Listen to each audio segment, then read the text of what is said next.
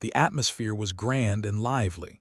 All sorts of spectators from the four corners of the highest mortal plane all converged toward its center. Many had been traveling for many months, all waiting for this day. With this being the first ever co-coronation games, a neutral site was an absolute necessity, given the weight of the proceedings. As such, there was only one obvious answer: the Four Kingdoms Institute. Although this academy had only been founded 80 or so years ago, its prestige had spread far and wide. In just 2 generations, the graduates of the institute had all left their mark on the plane, each becoming an outstanding figure. The institute's grounds were massive, housing dozens of large glass buildings, gardens and rivers. It was a paradise rivaling any of the 4 sects, yet it was founded and ruled by a mortal without an ounce of cultivation. Many speculated that Headmaster Leopold would soon die and have to choose an heir after all. He had founded this institute when he was 40 years old,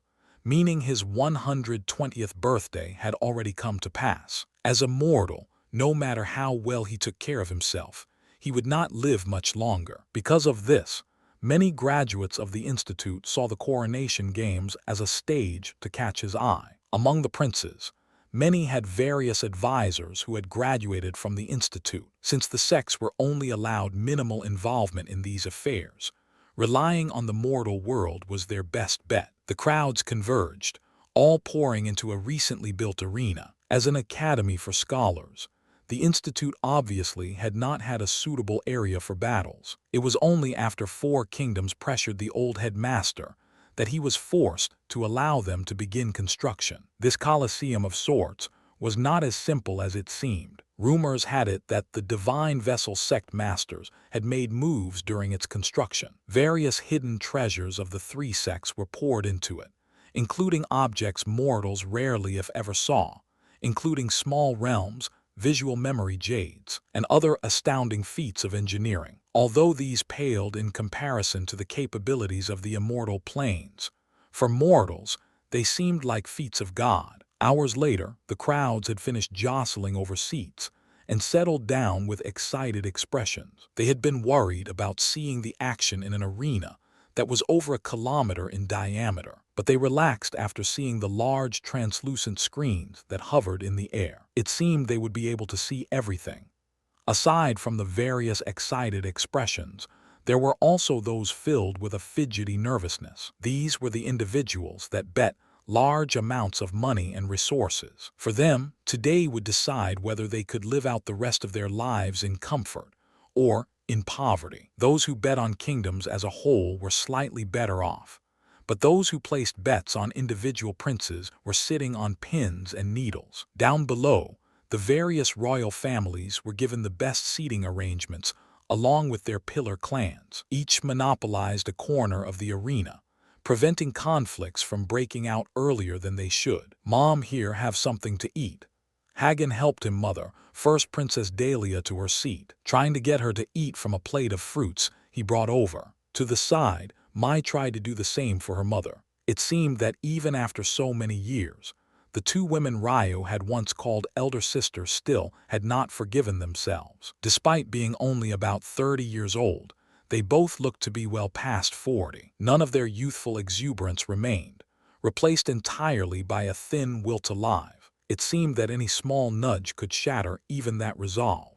The 3 princes saw the state of their elder sisters, but could not say much. The Tor clan knew very well what had pushed them to this state. Whether or not they'd ever have their lively elder sisters back was reliant on today's events. To King Tor's side, located further to the front, 2 youthful young men nearing their middle ages stood, exuding killing intent. These 2 would normally never leave the sect, but after these events, they had no choice but to. They were none other than outer sect Elder Kato and Ador Jan, both of whom had now been promoted to the inner sect. They were the husbands of the 2 princesses. As for King Tor himself, his once brown beard had gained more than a few graying hairs. His brown eyes had lost their sharpness, and his olive skin paled slightly. Over the years, his cultivation talent had slowed, eaten away at by a heart demon he could not shake. This, too, was likely his final chance. It was at this moment that a platform appeared in the skies, protruding from the outer reaches of the battle arena. All of the quiet talks were silenced as thousands of eyes focused on an old, wizened man wearing flowing golden robes. This man was none other than Headmaster Leopold. "I thank those who have come today. You have truly given this old man face." The voice was calm and unhurried, but carried an undeniable forcefulness. "I will make these matters clear. Although I have disciples within the Tor and Viri kingdoms, there will be no favoritism. The rules have been hidden until this day, and have been designed by this old man, taking into account the treasures provided by the three sects. You will be tested for your will and perseverance, as well as your talent and your leadership. Although this old man is not a fan of combat, I must also uphold the previous traditions of the coronation games and not deviate too much. Still, your minds will be necessary this time around. Come forward, princes of this highest mortal plane." Headmaster Leopold's voice boomed. The princes of the kingdoms stepped forward without hesitation. 3 princes of Tor kingdom, 2 princes of Ope's kingdom, and 1 prince each for both Viri and Lante's kingdom. Although many wondered how absolute fairness would be guaranteed under such circumstances, everyone believed in the headmaster's abilities. As such, everyone had relaxed expressions on their faces. Whether it be Prince Adai Cusley, lewd smile, or Prince Silas lazy, almost sleepy one, both remained unchanged. Good. The headmaster nodded to himself. These were truly princes. Each had their own refined aura. They were worthy of representing the younger generation of this highest mortal plane. This old man will now explain the first trial you all will face. Just as the headmaster was about to begin, the shocking call of a bird shook the battle arena. Those who understood the matters of the martial world paled. It was actually a second-order beast. However, when it was seen that a young man of unbridled arrogance leapt from its back, despite being hundreds of meters in the air, these matters were immediately forgotten. He descended to the grounds below like a leaf in the wind, his long white hair billowing behind him. Riot's descent from above seemed like a man asking for death. However, the vision of splattered blood and gore never occurred. In fact, the sound of Riot's feet touching the ground was so soft that many almost doubted their ears. Was it possible to fall from such a height soundlessly? In that moment, hundreds of thousands of gazes focused on the visage of a young man that seemed carved of heavenly gems. His sharp jaw, his high cheekbones, his boundless aura, each felt otherworldly to an unimaginable level. Unfortunately, Ryu had not reached a realm where he was capable of withdrawing his strength, so every step he took made it feel as though he was orchestrating the beating hearts of those watching him. The black leather robes Ryu forged for himself only refined his aura all the more so. The presence of the third-order beast he forged his clothes from had not dissipated, making him seem particularly wild, despite the calm expression on his features. Without a single word, his eyes still closed, he made his way to the 7 princes. Grandfather. Yana pulled on the old general's sleeve, an expression of pure excitement on her slightly immature features. By now, she had grown into one of the femme fatales on the higher mortal plane. The men who wished to claim her heart could extend from the gates of the Garis clan to the edge of the plane itself. Yet no one had seen her bright brown eyes light up so fiercely in the last 2 years. Until today, that is. Old man Garis smiled bitterly. Did not this little girl know that he could see just fine? Did you also not notice his white hair? Do you not know what that means? Suddenly, years of confusion were instantly washed away, not just for the old general, but the other family heads as well. They had wondered why the Tor clan would be so foolish in suppressing such a talent, but now they understood. It seemed the heavens had been cruel when they created Ryu. They gave him everything a person could ask for except for one. The irony was uncanny. Old man Agnes froze when he saw Ryu. After he lashed out against King Tor, he had become a cripple due to Death Guard Bishak's vicious beating. In the end, a mighty chi refinement realm expert had become nothing more than a normal old man. if it had not been for third concubine Leilani leaving the palace to care for him. He likely would have died under the schemes of his younger brothers already. Even seeing his grandson now, he could not bring himself to feel any hope or happiness. In fact, he did not even feel anger or hatred. He simply felt deflated. These feelings could only be said to be triply true for Leilani, who had a half head of gray hair now. Seeing her son only made her sink into her chair further, tears falling from her wrinkled cheeks. How audacious!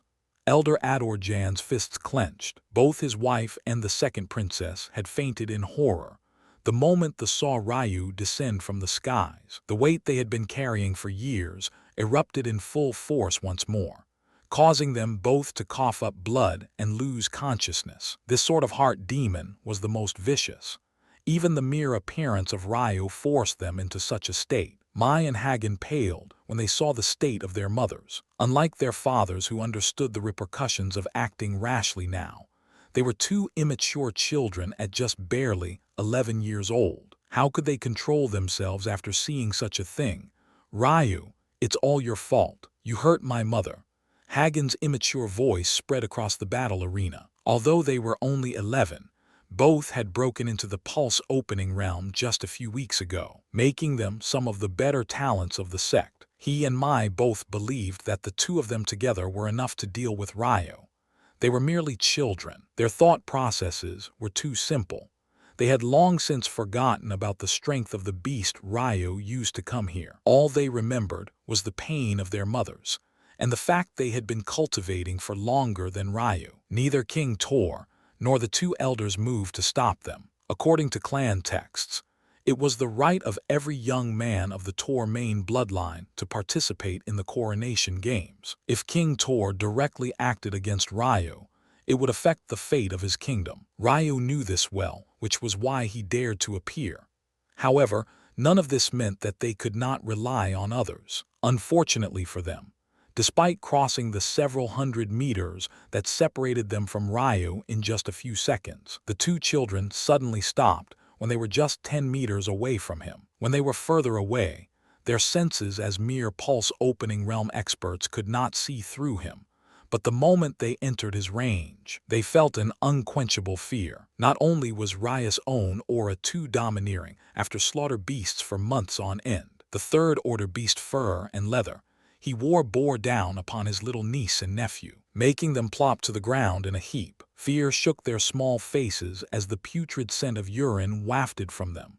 Ryu, however, never paused his steps. He claimed the last and empty 8th platform, completing the circle of the princes without a single change to his expression. It was as though he did not notice the gazes of his three brothers land, boring holes through him, nor the amused expressions of Prince Atticus and Silas. With a subtle signal from Headmaster Leopold, the visual memory Jades tactfully missed the scene of the two children, focusing entirely on Ryu's entrance. Aside from a small minority of individuals, no one could see far enough to realize what had happened, and even less people noticed the quick movements of the two elders in retrieving their children. But how could Ryu not feel the two sharp points of killing intent pierce his back? After giving Ryu a deep look, the headmaster shook his head. He had already been warned about the possible reappearance of the fourth prince, and had used his influence to partially understand the hidden story of the Tor clan. However, while he understood this fourth prince's plight,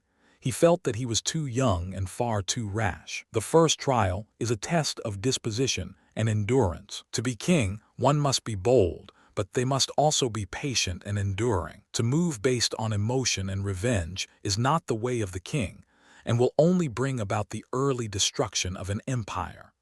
Headmaster Leopold sent a small glance toward Ryu before looking away. This trial will not only put your perseverance to the test, it will also reward those who understand their limits and know when to take a step back. Bring the royal clan totems. Ryu's expression did not change in the face of the old man's seemingly private lecture. To him, it was this old man who did not understand his limits. To use his 100 years of experience to mentor Ryu's 1,000 years. What an absolute joke. As soon as Headmaster Leopold's voice fell, 3 amused elders flew through the skies leisurely, each carrying a sealed black box formed as cylindrical pillars. They found it funny that they, as spiritual severing realm experts, were following the orders of a mere mortal, but for the sake of their sect masters, they allowed it. If things went well today, their dreams of one day entering the divine vessel realm and lording over this highest mortal plane were in sight. The headmaster frowned, his already wrinkled face forming more peaks and crevices. There were meant to be 4 totems, so why were only 3 being brought out now? When he thought of a possibility, his expression became incomparably unsightly. To think that they dare blatantly disrespect him like this. At that moment, the headmaster felt the slight smirk on Raya's handsome features. It only appeared for a moment before disappearing, but the old man felt as though a severe slap had resounded across the arena. In fact, his cheeks even reddened. The crowd did not seem to notice any of this. Instead, they were completely enraptured by the display of these cultivators. Some ignorant individuals even excitedly explained to their children about how these experts were true immortals, holding the fate of the world in their palms. Of course, the 3 experts did not bother to correct them, enjoying the attention they were receiving. Soon, the 3 of them touched down soundlessly. The structure of the trial was simple.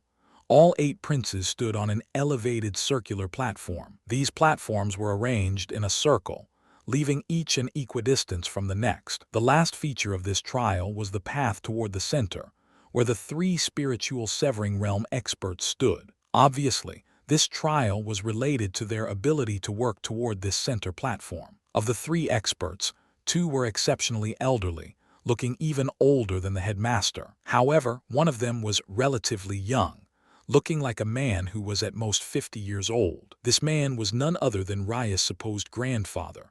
Amel Tor, a man with half a foot in the divine vessel realm. Amel's eyes flashed with a complicated light when he looked toward this 4th grandson of his. He had been there when Raya's ceremony was sabotaged, but he had done nothing.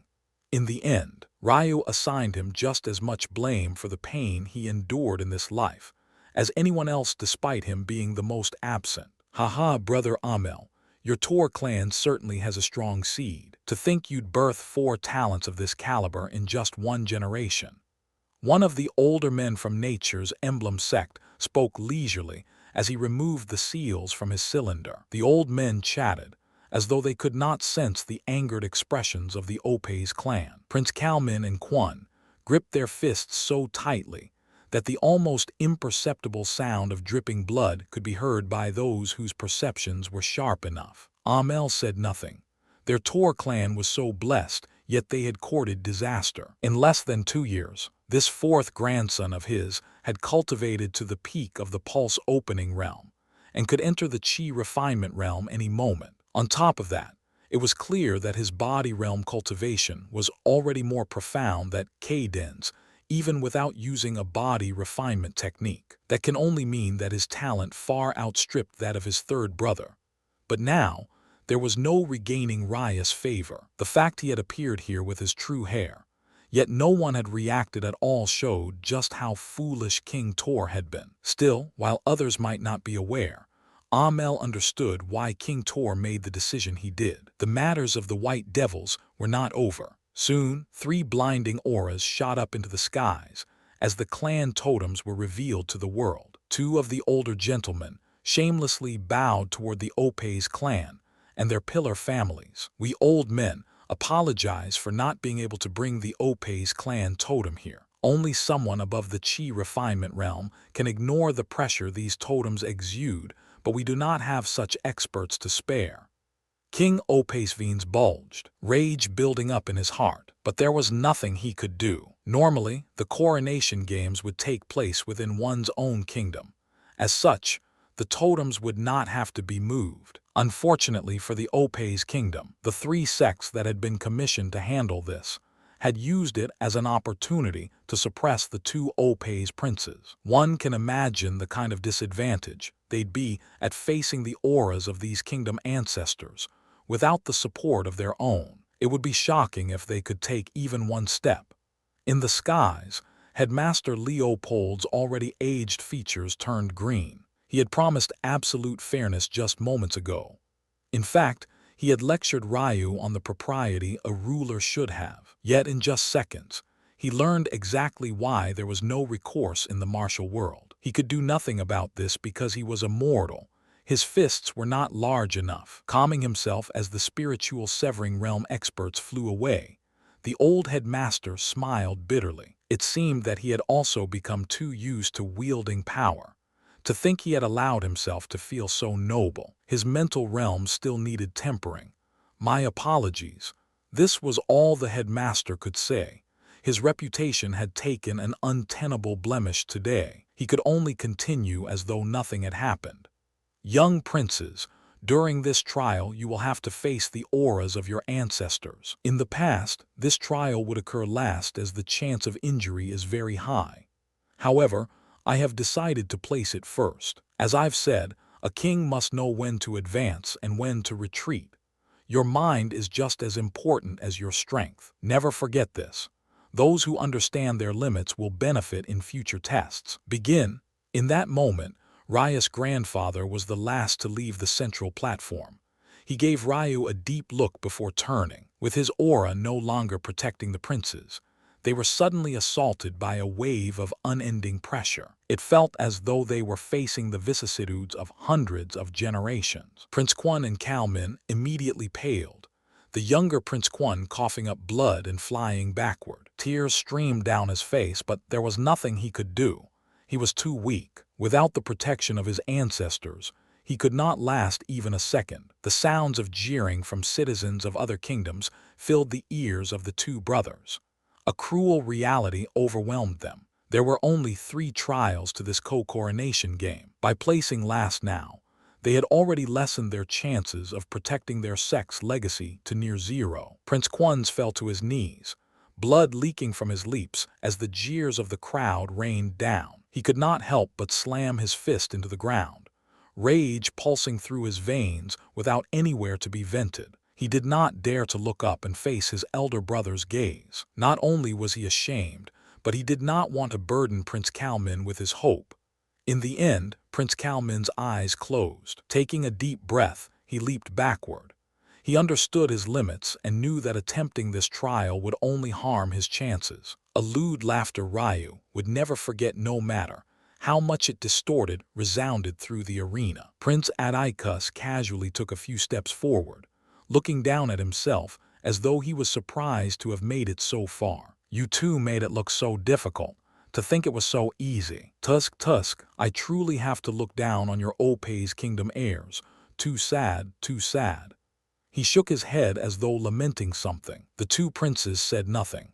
The crowd might be ignorant to what had happened, but how could these princes be? To face the bloodline aura of past sovereigns, without being able to rely on some sort of heritage, was absolutely impossible. However, it seemed that everyone was unaware that there was another besides the 2 Opei's princes that did not share the bloodline of any of these totems. Ryu's expression remained indifferent and cold, basking in the pressure these totems gave him. When his soul awoke from its slumber, his 4 bloodlines completely eradicated the Tor blood within him. It could be said that at that moment, Ryu was no longer related to the Tor clan at all. Yet while the 2 Opei's princes were unceremoniously disqualified, Ryu faced these raging waves with his head held high. Time passed slowly. The princes, after the first 10 or so steps, began to struggle greatly. If it had just been one totem, this first trial would not have lasted so long. However, dealing with 3 at the same time, while only receiving partial help from one, was difficult to bear. "Grandpa, why is not Ryu moving?" Yana asked worriedly. She naively believed that Ryu was confused by the trial since he was blind. Could it be that he did not know what to do? She worried for him greatly. The old general did not respond. He continued watching Ryu's still figure, wondering to himself just why it was that his old heart was beating so quickly. He had not felt this feeling since that battle so long ago. Nothing had excited him like it since. But he does not have the air of a general or a king. I doubt that this young man would be a very good leader, so why is my blood boiling? Ha ha. 4th brother, are you too intimidated to move? Kaiden's boisterous laugh sounded as his heavy foot boomed onto the platform below. He felt as though a mountain was weighing on his shoulders, but to think he'd still have the state of mind to jeer. As things stood now, Kaiden had traveled the furthest distance. Relying on his iron body, he forcibly endured the tyrannical aura in a just as tyrannical fashion. If nothing went wrong, it was clear to the crowd that he would place first. Prince Amori, Raya's first brother, was currently placed last if Ryu was ignored. However, his expression was the calmest. His approach was also the smartest. With his every step, he slowly acclimated his body to the aura. He sought after the utmost stability. As for Prince Atticus and Prince Silas, they did not seem to be taking these trials seriously at all despite ranking ahead of Prince Amori. However, this made sense, since they were already the sole heirs of their kingdoms. The only reason they participated was to earn their clans a higher ranking for the natural order sex treasures, and to show off their talent a bit. Still, they would not risk their lives. Because of this, these coronation games had essentially become a battle of the Tor bloodline. Boom! The ground cracked before Kaiden as he finally stepped upon the central platform. With little more than 3 steps, he would reach the totems, completing the trial and cementing his place as first. It was at this moment that Ryu took his first steps. He seemed at such incomparable ease that the princes and those watching were stunned for a moment. But then they calmed. Had not even Prince Atticus' first steps been equally as easy? Unfortunately for their analysis, Raya's steps did not pause. 3rd step, 5th step, 9th step. Kaiden no longer had the leisure to throw out one-liners, focusing his entire being on the task at hand. His cultivation was pushed to its limits as he circulated his iron body arts. The slight sheen of silver emitted from his skin, capturing the attention of all those watching. He's practiced your sex iron body arts to the 2nd tier already. To think he's reached the shimmering like metal Arium, an old man of the Whispering Willow sect, and one of the spiritual severing realm experts who helped bring the totems, praised Kaiden. The crowd that had been focused on the ease of Raya's first steps suddenly turned their attention toward Kaiden. He was only 2 steps away now, and he had so abruptly shot up in power. How could they not be enraptured? Kaiden's roars filled the arena. His body grew by one size, bulging outward as he became a man of unrefined silver, the unrefined or Arium. The 2 old men looked toward Amel in envy. The Tor clan's faith was truly too astonishing to birth such astounding talents 3 consecutive generations. If it was not the laws the immortals set, would not their sex be finished? At this moment, Raya's slightly conflicted heart had calmed to an extent. Both the Tor clan and my Tatsuya clan were birthed with an inordinate amount of fate. In the end, my Tatsuya clan was unjustly destroyed. How ironic is it that I will now give the Tor clan the same fate? Kaiden lunged forward. His body, which had grown by over 20%, surged, his laughter filling the arena. I, Kaiden Tor, take first place in this trial. He roared as his hand slammed downward toward the totem. However, the once animated crowd had fallen to absolute silence. Kaiden, who had expected to touch the gruff exterior of an aged totem, instead felt the skin of a hand so soft he mistook it for a woman's. When he looked, he found Ryu standing calmly, his hand resting in the place Kaiden thought was his. Kaiden's fierce features contorted. He could not believe the reality of what he was seeing. The worst part was that Ryu did not bother to gloat.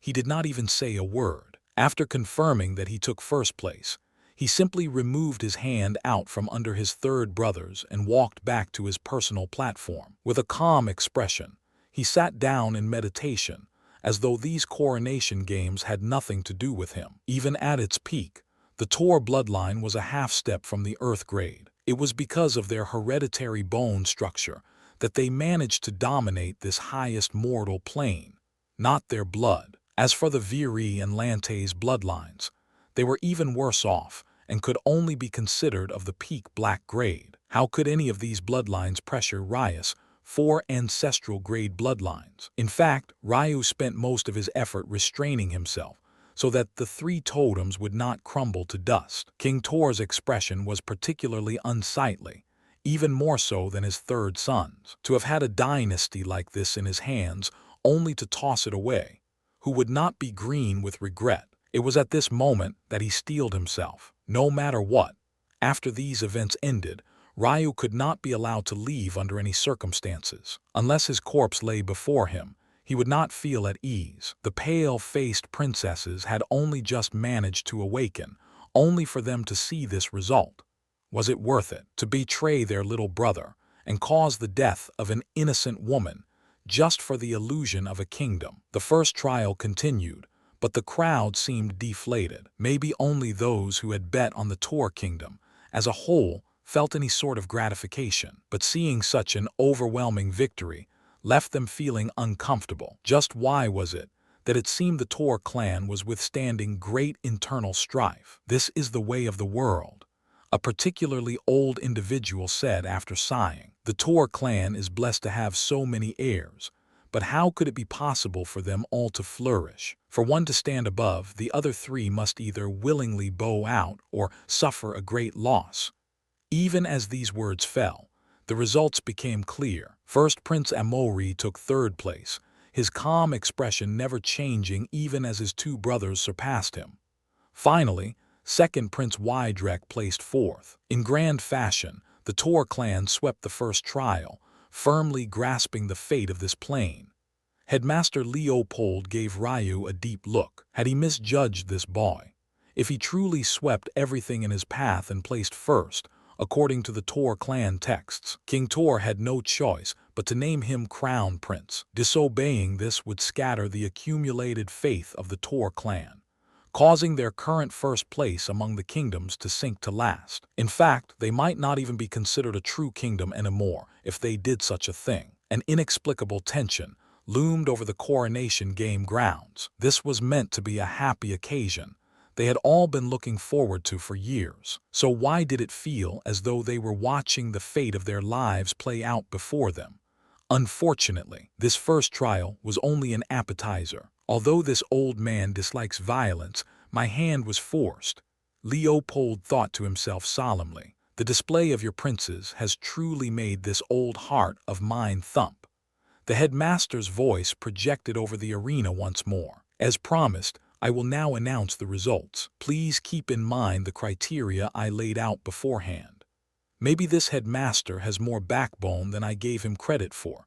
Ryu thought to himself as he heard those last words. First place, Prince Ryu Tor.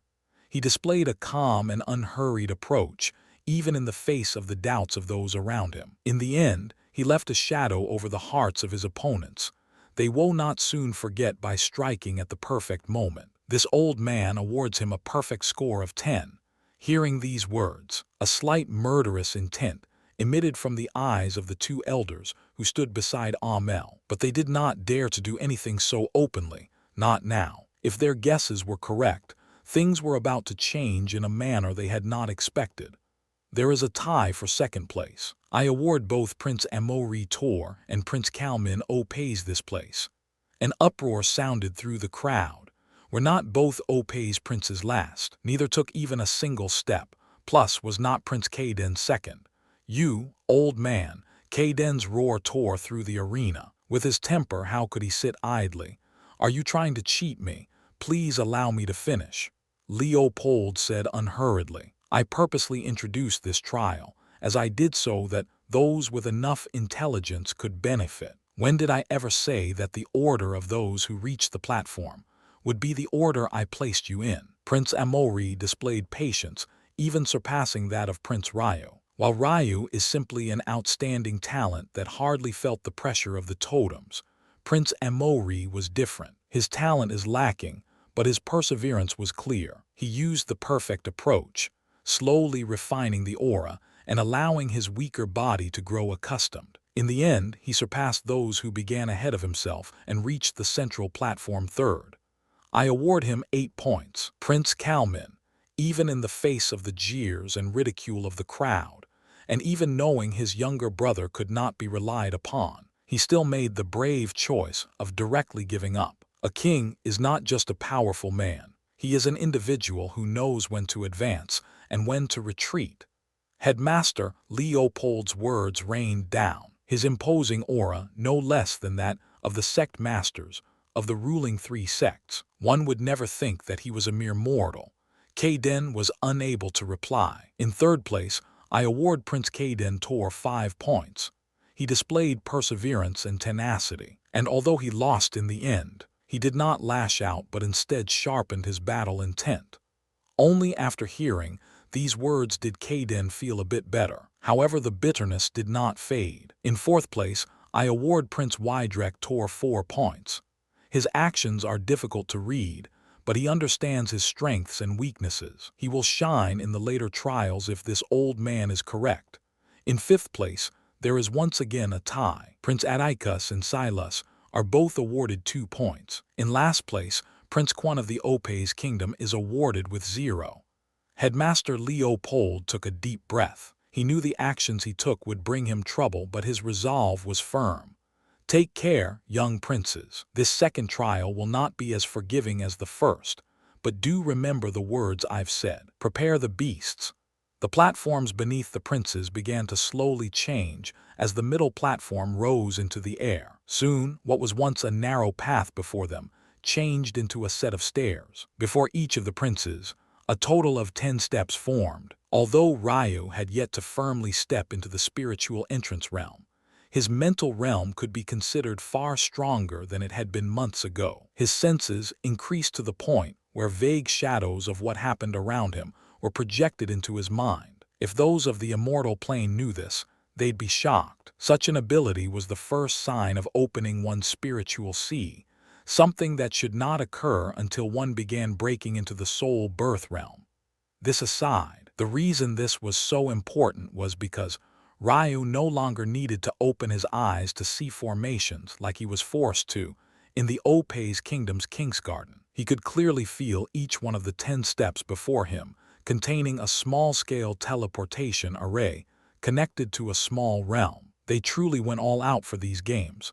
Ryu thought seriously. For a mere higher mortal plane, the cost of building and activating a teleportation formation was difficult to bear. From what Ryu could tell, each array would be able to sustain 10 round trips for the price of 1 inferior mortal chi stone. After some quick math, if every array here was used, it would cost a minimum 8 kai stones. Considering Ryu only managed to find 1,000 such stones in the entire natural order sect, a cost of 8 for a single event was astronomical. Headmaster Leopold smiled lightly, seeing the confused expression of many of the princes. This trial has the same goal as the first, to reach the center platform using the various means available to you. But as you might expect from the results of the first trial, the means are just as important as the ends. Your accumulations are too small to understand what is happening, so allow this old man to explain. Each step before you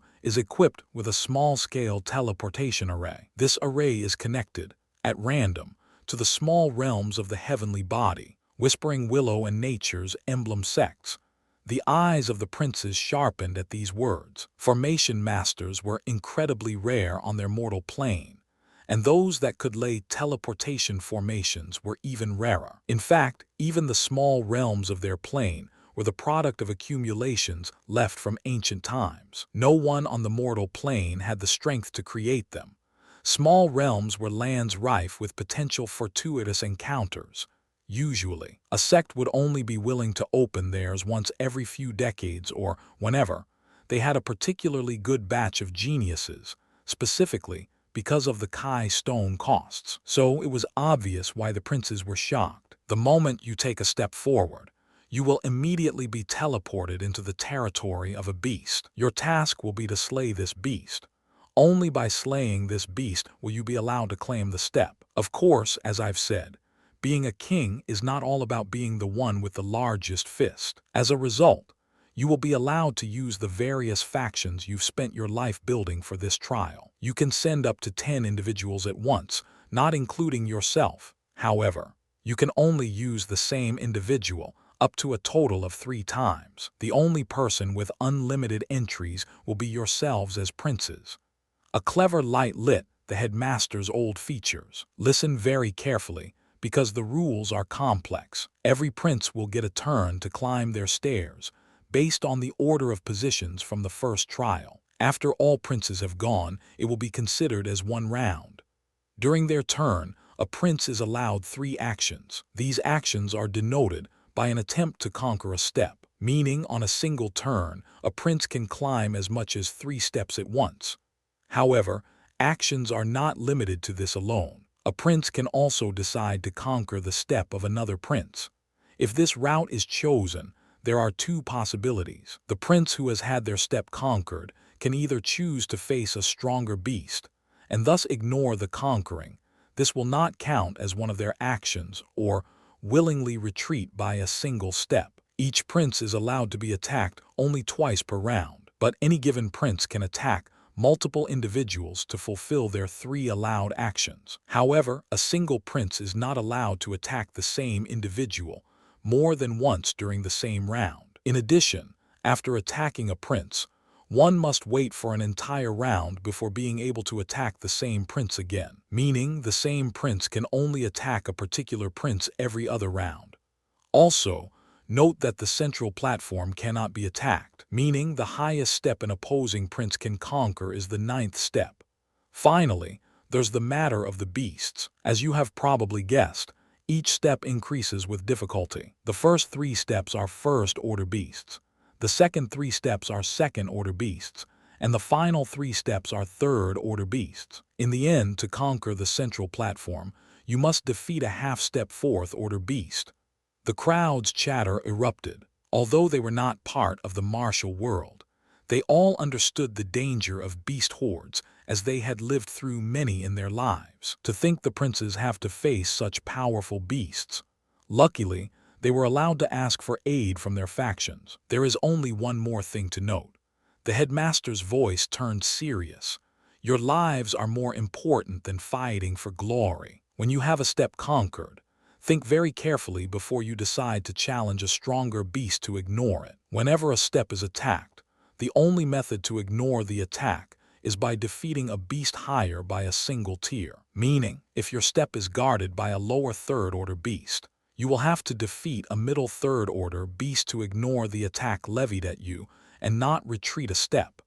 When the headmaster's voice fell, various attendants hurried forward, handing each prince a jade pendant. These pendants are too precious to hand to every one of your subordinates, so remember that a king must be benevolent. Although these pendants can save your lives, do not be selfish. This old man will be watching, and your actions will be graded appropriately. 4th Prince Tor, you may take the first action. Remember that you can call upon up to 10 individuals to help you. Crush the jade pendant if your life is in danger, and you will be teleported out. However, keep in mind that doing so will count as one lost action.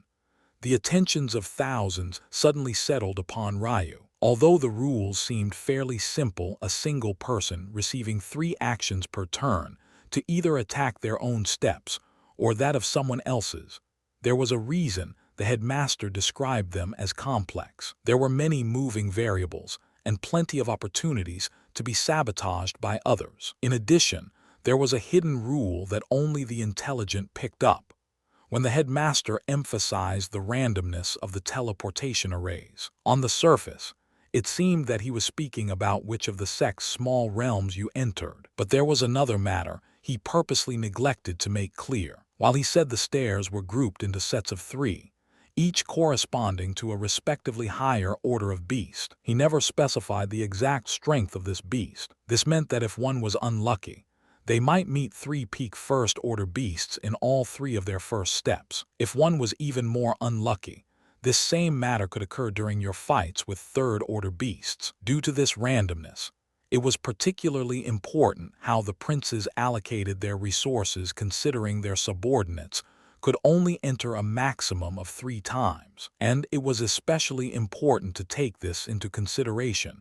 when conquering the steps of another. If, for example, you attempted to attack the 7th, 8th, or 9th steps of an opponent, you had to be wary of coming across powerful peak 3rd-order beasts. At the same time, it was also a form of luck to run into such a powerful beast. After all, Who would dare to attempt to challenge a beast stronger than a peak third-order beast? Because the headmaster specified one tier higher, this meant you would not be fighting a half-step fourth-order beast. You would be fighting a lower fourth-order beast.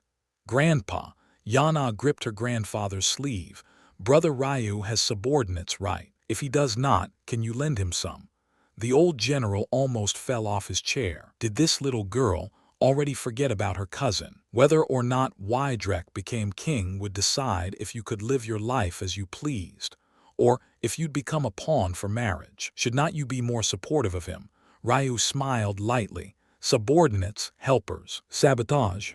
What did any of these mean in the face of absolute power? Without so much as a nervous breath, Ryu stepped upon his first steps. As no surprise to anyone, the jade pendant had the secondary function of recording the happenings of the small realm. Everyone watched as Ryu appeared on a grass plain. After what seemed like decades of growing in an unfettered manner, the green grass had grown over a meter tall. Your grandson was teleported to quite a troublesome area, Brother Amel. We spent a lot of time vetting the beast territories over the last few years in preparation for today. This one is the territory of the middle first-order grassland serpent. They are known for their cunning, stealth, and speed.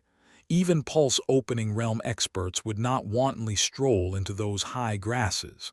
An elder commented passively, completely oblivious to the worry of others. Ryu calmly felt the wind part along the lines of his handsome face. His countenance made the women in the crowd swoon, but they could not help but underestimate him due to his blindness. Should he really have been so bold to enter alone? A slight rustling caught Ryu's attention. It was so faint that he was certain even he would have missed it had he not had his eyes closed. The stealth of this beast is quite good. My senses actually cannot pick it up immediately. This will be slightly troublesome, but as long as it attacks, it will lose.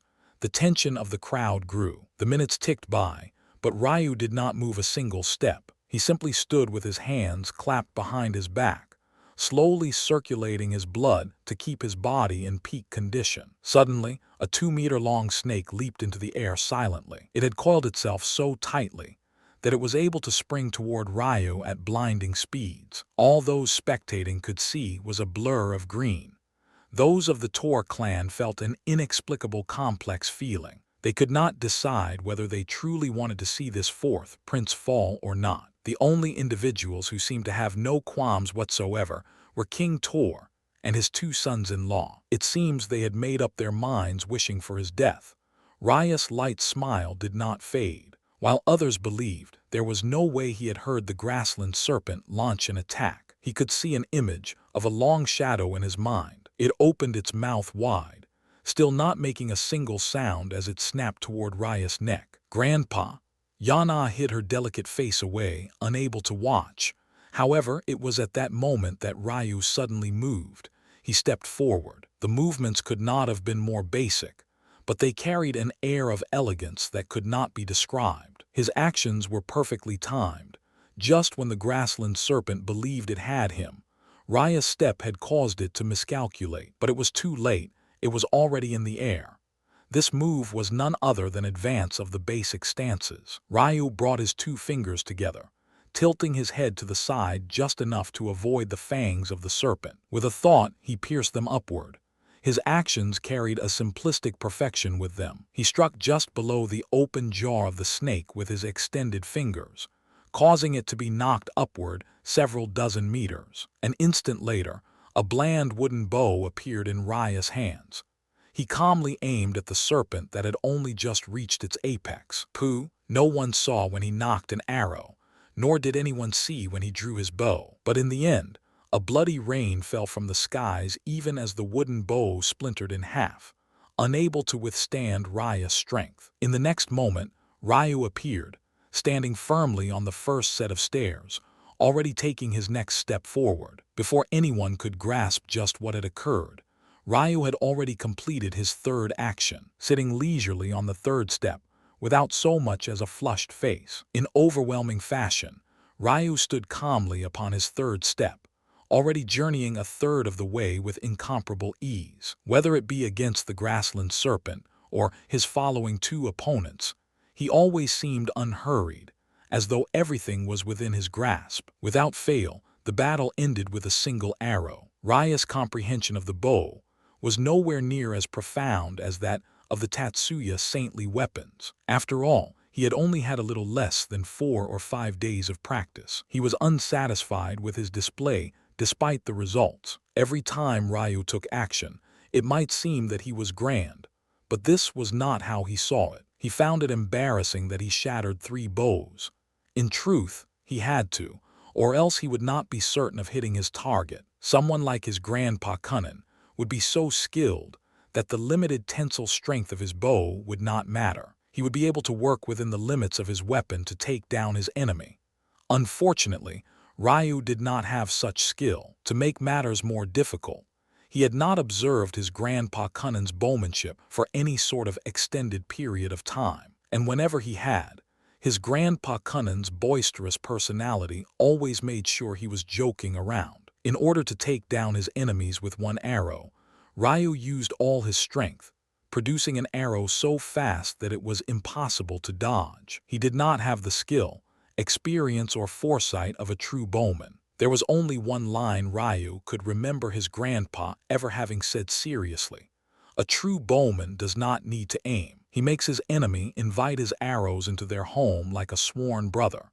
If this was the criteria Ryu used to gauge his skill, he was pitifully pathetic. Still, that did not stop those spectators from looking toward him in a worshipping light. Prince Amori calmly looked toward his 4th brother. He felt that there was now a hidden depth deep within Ryu that had not been there before. He had always felt that this brother of his was unfathomable, but he had never felt this insurmountable wall before. Was it really possible to change so much in less than 2 years? Just what had Ryu experienced? His actions are bold, calm, and calculated. However, this is definitely not his true power. If I had to guess, his true weapon is likely a spear or something similar. He's either using a bow now because he wants to hide his true abilities, or because he simply wants to refine his skill. Amori analyzed. This was not something he grasped from thin air. Ryu's movements against the grassland serpent, especially his 2-finger strike, held the air of a spearman. With Amori's attention to detail, this much was clear to him. He immediately made contingency plans, attempting to extrapolate Ryu's true strength. He knew he had to make a move during this trial. If he allowed Ryu another overwhelming victory here, dealing with him during the 3rd and final trial would be more troublesome. Amori looked away from Ryu, his calm smile returning. Dragon Corps Division 4, Squad 3. At first, the crowd was confused by Amori's words, but it was at that moment that a quiet group of men shifted into action, jogging in unison from the edge of the battle arena to Amori's side. 5 soldiers, each equipped with red armor, a dagger, short sword, and spear appeared. Following Amori's lead, they disappeared into the teleportation formation. Headmaster Leopold nodded to himself. He was greatly satisfied with this disciple of his. Despite the overwhelming performance of Ryu, Amori remained within his limits.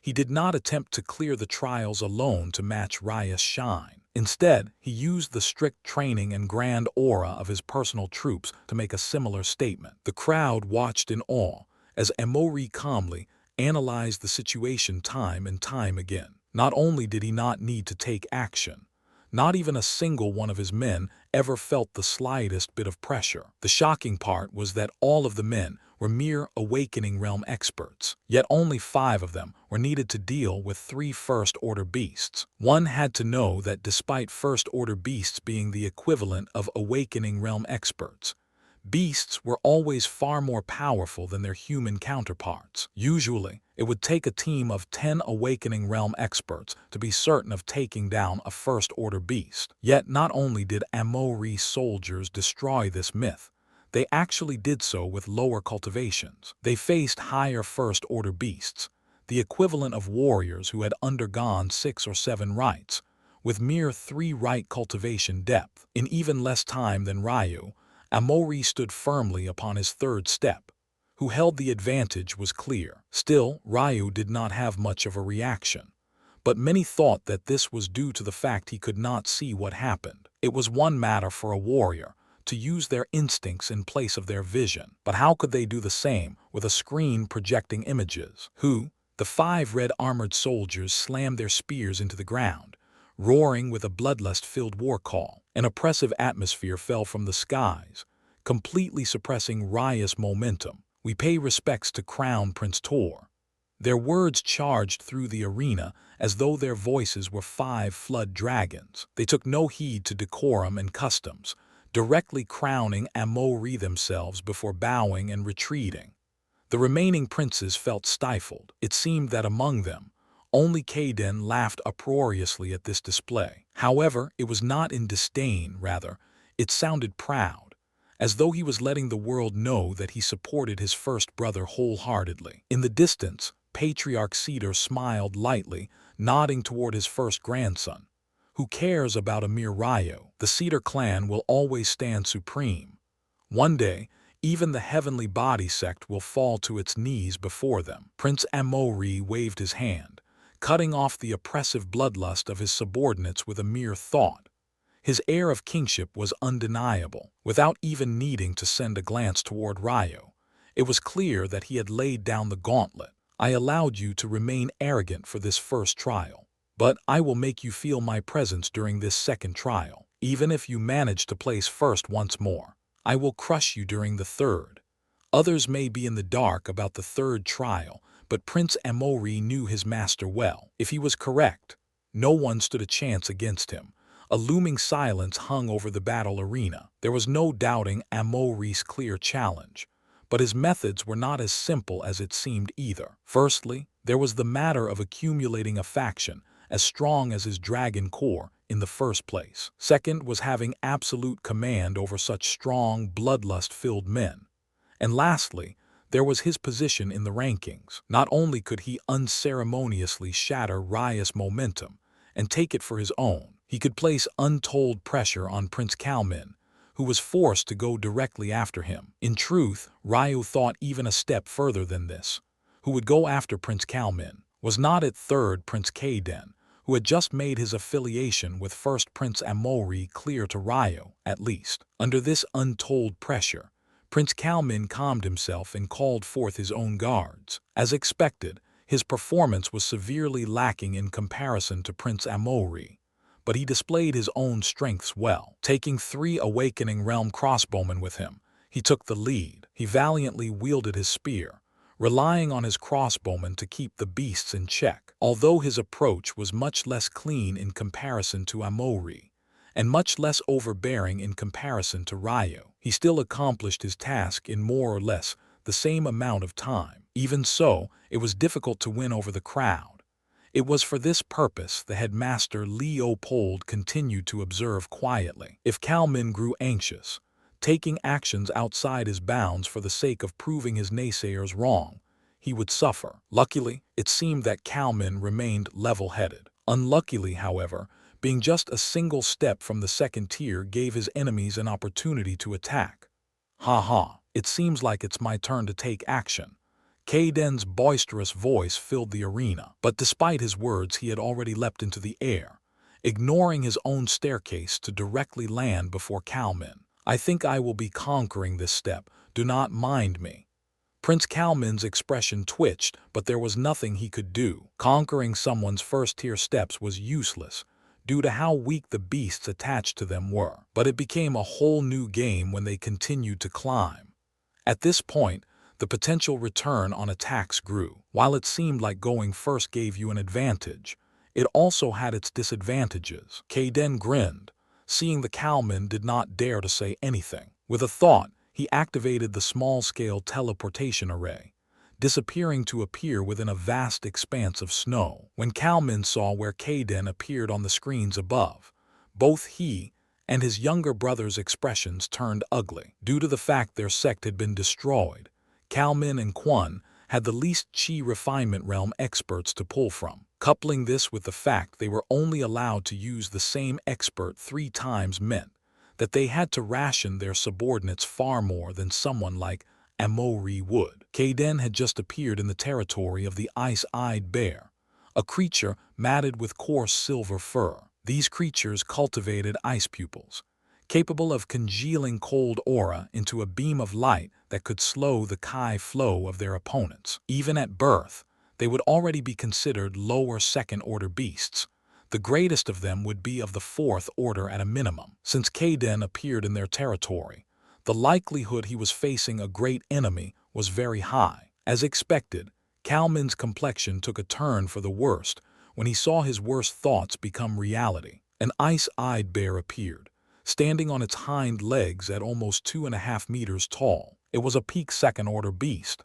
Kaden's gaze turned serious. In his youth, he had been able to defeat a second-order beast as an awakening realm expert. Now that he was firmly within the pulse-opening realm, victory should not be difficult, but that did not mean he would take this task lightly. The ice-eyed bear roared, its scorching breath causing billowing fog to fill the cold air. Its blue eyes watched Kaden intently as he circled around the beast, slowly brandishing his 2 battle axes. Kaden's stance was firm, and his fundamentals were solid. As he moved, his feet never left the ground, giving him a sturdy base to work from. Even as his skin began to shimmer like an unrefined ore, he did not hurry to attack. This was a far cry from the arrogant and boisterous prince the crowd had become used to. Suddenly, a beam of ice-blue light shot from the silver-furred bear, careening toward Kaden. However, the third prince had long since been ready. His foot stamped into the ground, causing his body to dive to the side. He rolled along the powdered snow, hopping to his feet with an agility that did not match his size, and closing in on the oversized bear with a single step. The crowd watched with bated breath as the third prince appeared beneath the ice-eyed bear. But those who were experts knew that this battle was already over. The ice-eyed bear did not have many weaknesses. Its defenses were sturdy, its slowing ability made up for its lack of agility, while its attack power was devastating, especially when facing a slowed enemy. However, this did not mean that weaknesses did not exist. After losing many lives to these creatures, warriors learned that the best moment to attack was directly after its ice pupils were activated. In that moment, the ice-eyed bear would undergo a brief period of temporary blindness. The truth of the matter was that congealing such dense cold aura into the most fragile part of your body was something only a creature like this with the appropriate bloodline legacy could pull off. However, even with that support, ice-eyed bears needed to pay a price for their abilities. At this instant, the ice-eyed bear had no idea where Kaden was. By the time it felt a dangerous aura beneath it, it was already too late. Earthen slash. Kaden's battle axes became akin to the scythes of a reaper. A bland, bronze-like kai coated his blades, slicing upward and through the tufts of hair that supposedly protected the ice-eyed bear's neck. By the time Kaden reappeared in the arena, Prince Kalman had already unwillingly taken a step back. He needed to reserve his experts for the third tier of steps. How could he afford to challenge a lower third-order beast already? Kaden laughed, slamming the polearms of his battle axes together as he stood victoriously. Without even giving Prince Kalman another glance, he hopped once more, landing right before Ryu. In truth, Ryu was actually slightly taller than Kaden now. It was just that his frame was more slender and compact due to his bone structure. However, Kaden now looked down toward Ryu, standing on a stair one level above his own. Let's hope that you are as smart as Prince Kalman, fourth brother. Your elder brother here is very worried for you. Without any warriors by your side, could it be that you plan to clear this trial alone? Kaden laughed, pointing an axe toward the still meditating Ryu. Attacking my step is the most foolish thing you could do, but please do go ahead. Ryu replied calmly. Foolish, you say? Kaden's chest vibrated in amusement. I'm sure that Amori knows that having you attack my step is a mistake, but he refuses to make his next move blindly. So he sent you here to test my bottom line. How about I describe to you how things will play out? Ryu's voice was like a cool breeze, blowing through the arena with incomparable ease. Although his voice was neither as deep nor as loud as Kaden's, it somehow reached everyone's ears. Not allowing Kaden to respond, he continued. You will attack this step of mine and take victory. However, moments later, your action will be wasted as I continue to my fourth step. Then, after Amori realizes there's no use in trying this tactic again, until I reach the third tier of steps, you will shock the crowd by choosing to attack him, someone who you seem to be in an alliance with. Amori's pupils constricted into pin-sized holes. To think Ryu had already thought of this possibility. However, the reality of the matter is that your attacking Amori's steps will only help him. You are essentially giving him the ability to move forward one extra step every other round without him having to waste an action. Unfortunately for you and Amori, this first prince of our Tor kingdom just made a big show of his domineering side. I wonder what would happen to his momentum if he suddenly realized that his tactics were wasted on me. How domineering for the commander of the Dragon Corps to back down against an enemy that only amounted to a single 15-year-old boy without backing or help. So, in order to preserve his momentum, Amori will have to make one of two choices. First, he could expose his alliance with Prince Atticus and Prince Silas now. In this way, one of the trump cards he was saving for the third trial would be wasted here. Would not that be a great shame? Or secondly, he would have to continue using you to attack, making it seem like his real plot was just to slow me down and wear me out instead of his true goal in placing first here. The crowd listened to Ryu calmly analyze the situation, as though he had everything in hand. At first, they felt like he was speaking nonsense, but while Amori was capable of hiding his surprised expression, Kaden was never capable of such a thing. How could he, as a man who wore his emotions on his sleeve in every action he took, do that? In all likelihood, he would choose the second option. He will gladly take second place here once more, placing him within perfect striking distance for the final trial. The crowd felt something unfathomable was hidden within Ryu, something none of them could put their fingers on, but it felt like he already had victory in his grasp. The truth of the matter was that no one in the crowd was certain of an Amori-Kaden alliance. Although Kaden laughed during Amori's grand entrance into the second trial, he laughed all the time. It was more like a tacit secret, one that much of the crowd had yet to grasp. Yet, Ryus' words had blown that up entirely. Then there was the Ryus exposing of a supposed alliance between Amori and the two crown princes. In truth, it made sense. Why were Silas and Atticus even here?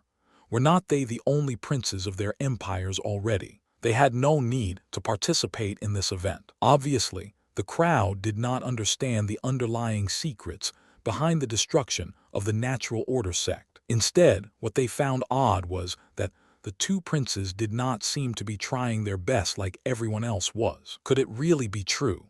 Obviously, Ryu did not pull this from thin air, and Amori knew it. On the night Granny Miriam died, were not Prince Silas and Atticus there? Why were they there? Why was it that only Amori was entertaining them? If Ryu could not put those pieces together, what worth did his so-called intelligence have? But what others could not understand was why Ryu would expose this. Even if he knew, was not it smarter to keep it all secret? Yet, judging by the twisted expression of Amori, it was clear to everyone that there was an underlying purpose only he and Ryu had grasped, one that forced Amori to no longer be capable of holding a calm expression. "Go ahead, third brother," Ryu said lightly. "Conquer my step, do our first brother's bidding. Enjoy the feeling of knowing that no matter what step you take now, whether you continue forward or retreat, you will be playing into my hands." Both Kaden and Amori were forced into a corner by Ryus' words. If Kaden decided to step forward now, he would be helping Ryu climb more steps. Ryus' confidence was not faked. However, if Kaden retreated, all the momentum he and Amori had built up would shatter. Oh, I also forgot to say this. Ryu turned toward Amori, his eyes still closed. "You have quite a good grandfather, far better than mine, I have to say. The Dragon Corps he trained are excellent." Patriarch Cedar's happy expression suddenly darkened.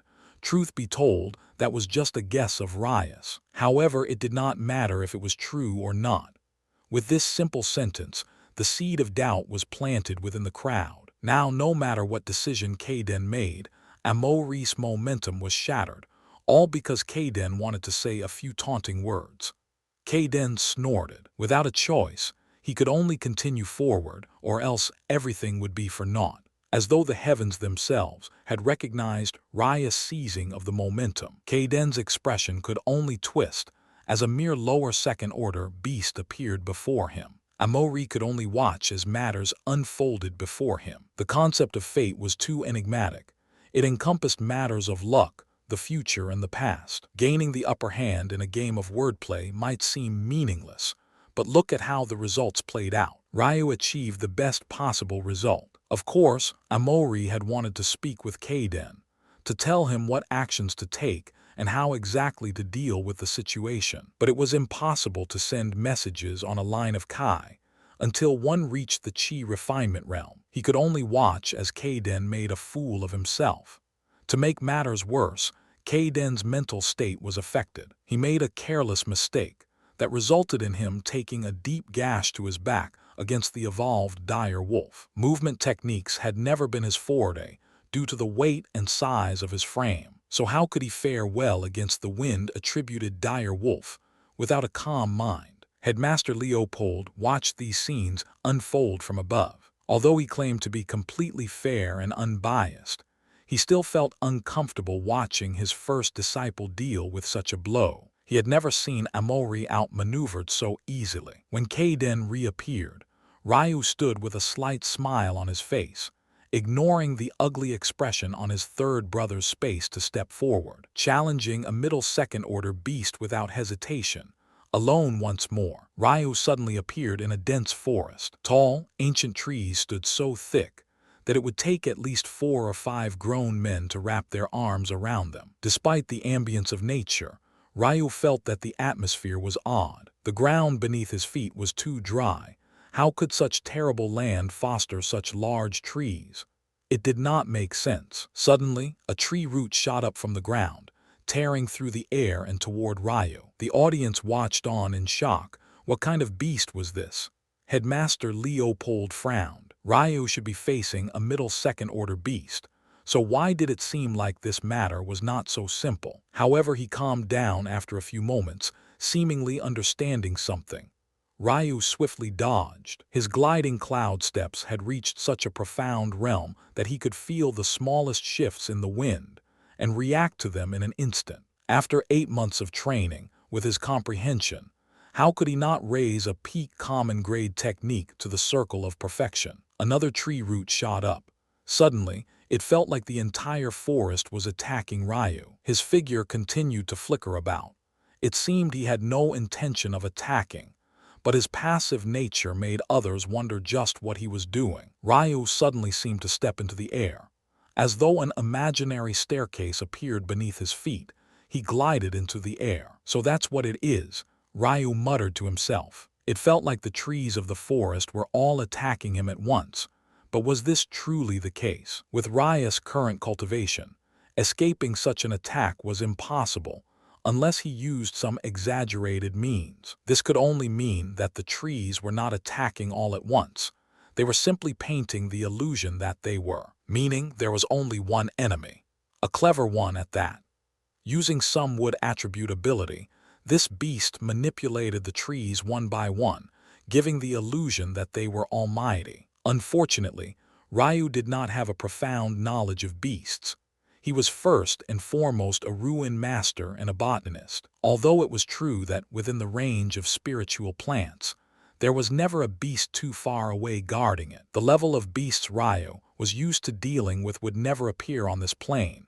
The Kai here was too thin. What should I be looking for? A bird, a burrower of some sort, maybe a conceal-type beast, Ryu sighed. It seemed King Tor's actions in barring him from the royal library was bearing fruit now. Of course, this would end easily if he used his heavenly pupils, but he obviously could not do such a thing. At this moment, King Tor also realized what the problem was. He could not help but smile to himself, his personality becoming twisted and demented. Ryu had finally shown a chink in his armor. Suddenly, A tree branch swung toward Ryu, catching him unawares. Up to now, the hidden beast had only made use of roots, waiting for the perfect opportunity to sneak attack. Now that Ryu had jumped into the air, thinking it was safer, it could act. Ryu's senses immediately picked up the change. Utilizing the change in the wind, he tidaled himself forward even in the air, causing the branch to soar over his head. Unfortunately, this also disrupted his gliding technique, causing him to fall toward the ground where numerous roots sat waiting for him.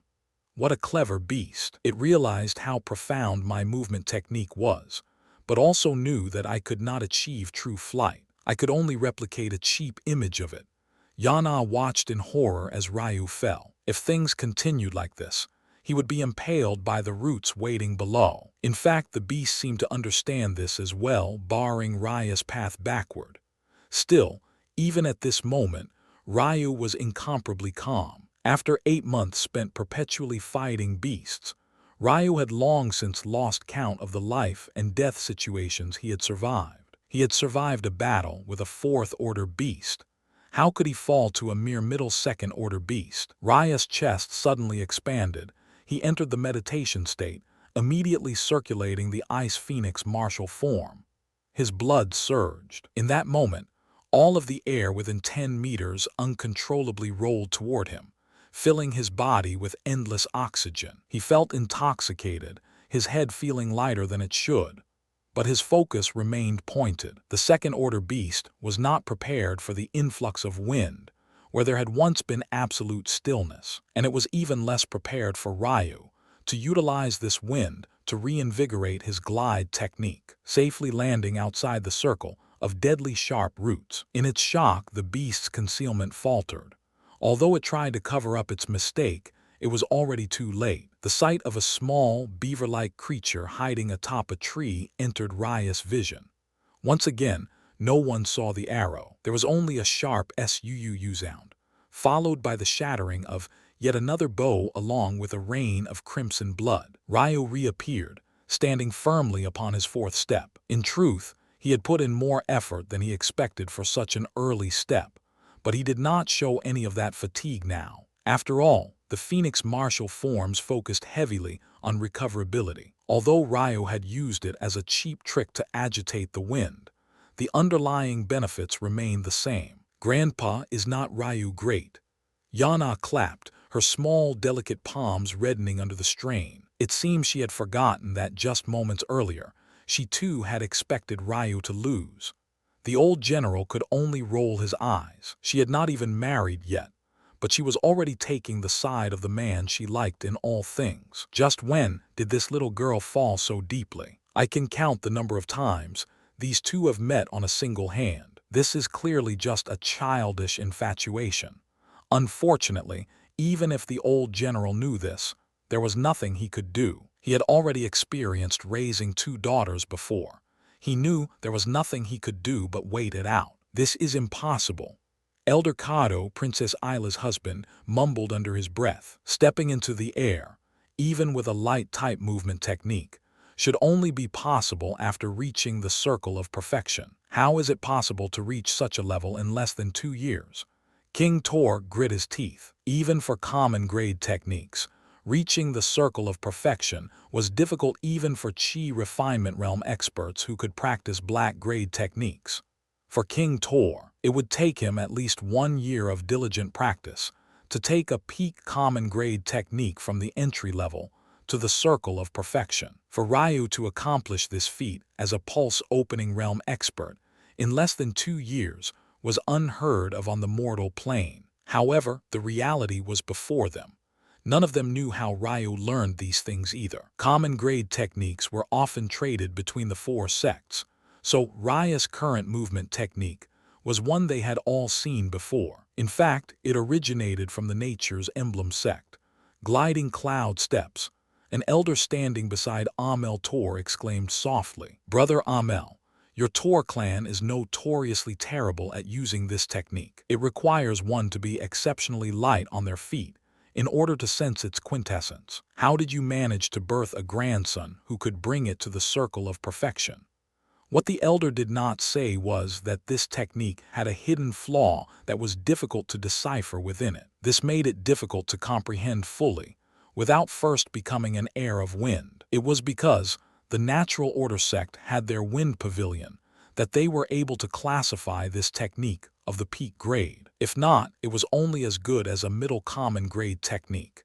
The issue was that Ryu was not an heir of wind. With their experience as elders, they would know if he was.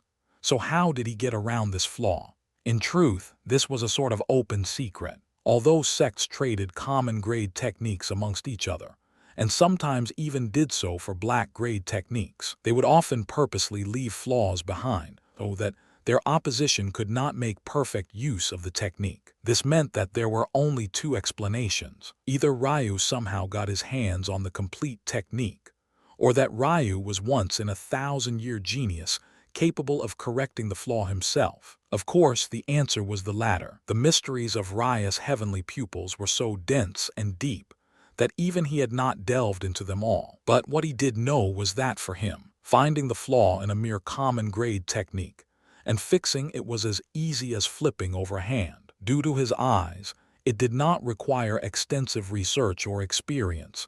He could accomplish this feat by instinct. It had to be said that the higher grade a technique was, the less Ryu would be able to rely on instinct, and the more he would need time and experience. But for a common grade technique, this was not a problem. Realizing that he had made a fool of himself, Kaiden could only complete his third action with his head held down. Due to the injury he suffered carelessly, he did not dare to wantonly follow the original plan to attack Amori's steps. He needed time to recover first, so he settled for climbing his own first step. The reality was that he could have used his own faction to help him in attacking Amori's step, but the problem was that he had never built one. This whole time, he had planned on support his first brother. He did not care about becoming king. Unfortunately, this meant that he could only attempt to conquer steps alone. Obviously, he could not use Amori's dragon core, or else he would make an even larger fool of himself, not to mention exposing his and Amori's alliance. Although it seemed like Ryu had already done so, there was still a looming benefit of the doubt. If used appropriately, Amori could take advantage. Who knows? Maybe even Ryu was not certain and just decided to sow discord. Ryu smiled to himself, seeing through the thoughts of his opponents. Like he had said from the very beginning, no matter whether they advanced or retreated, they were playing into his hands. After Kaiden climbed his step, it was third Prince Wydrek's turn to advance. The crowd was surprisingly invested in his performance. If they could not tell by now that there was a hidden undercurrent ravaging the Tor bloodline, they would be fools. Everyone wanted to see how this final Tor descendant would perform. In typical Wydrek fashion, he took his time. His appearance seemed lazy and unambitious. In fact, he had not even spoken a word since the start of these coronation games. Still, his actions still contained a hidden, inexplicable sharpness to them. Without hesitation, he immediately called upon the upper limit of 10 warriors. Unlike Amori's warriors, they were all pulse-opening realm experts. Each was dressed in extravagant golden armor and outfitted with black-grade swords and spears. The expense of such a feat was unimaginable. The crowd did not fully understand what happened until Wydrek stormed through his first 3 steps with absolute ease. Wydrek had done nothing from start to finish. In fact, he did not even take command of his own warriors. Instead, he allowed one of the 10 he called upon to do so. His approach was far different from Ryu, Amori, or even Kaiden's. He simply highlighted his greatest strength, wealth. Headmaster Leopold smiled to himself. He appreciated Wydrek's way of doing things. Despite his grandfather being a general, he did not take that as a path he had to take. Instead, he followed his own. When Leopold said that a king's means were just as important as the ends, Wydrek took it to heart. So what if he was not a great commander? He could pay someone to command for him. So what if he did not have the largest fist? He could hire the strongest warrior on the plain, who here could waste pulse-opening experts on the mere first tier of steps aside from Wydrek. No one, without needing to speak a word. His impact on the crowd was just as overwhelming as Rias. And unlike Amoris' momentum, his was unstoppable. It was at this point that everyone crossed Wydrek off their list of individuals to attack. They would simply be wasting their actions if they did such a thing, and would be helping Wydrek advance ahead of them. Haha, it seems like it's the turn of this unskilled Lantes. In the face of the talented Tor clan, the rest of us can only fight for the scraps, huh?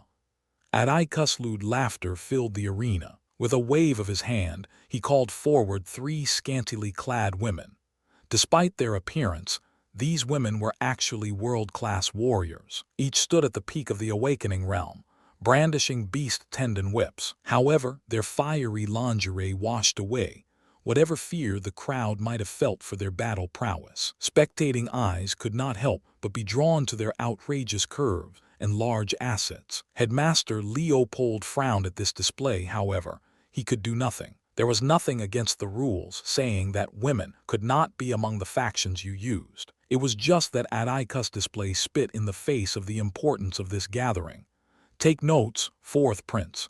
Adaikus sneered toward Ryu. These are the kinds of women you should surround yourself with. Why you chase after those loose-skinned cougars is beyond me. Here, I do not mind sharing one of mine with you. What do you think? Before Ryu could respond, Adaikus slapped his own forehead. Oh, I forgot. You are blind. How could you possibly understand?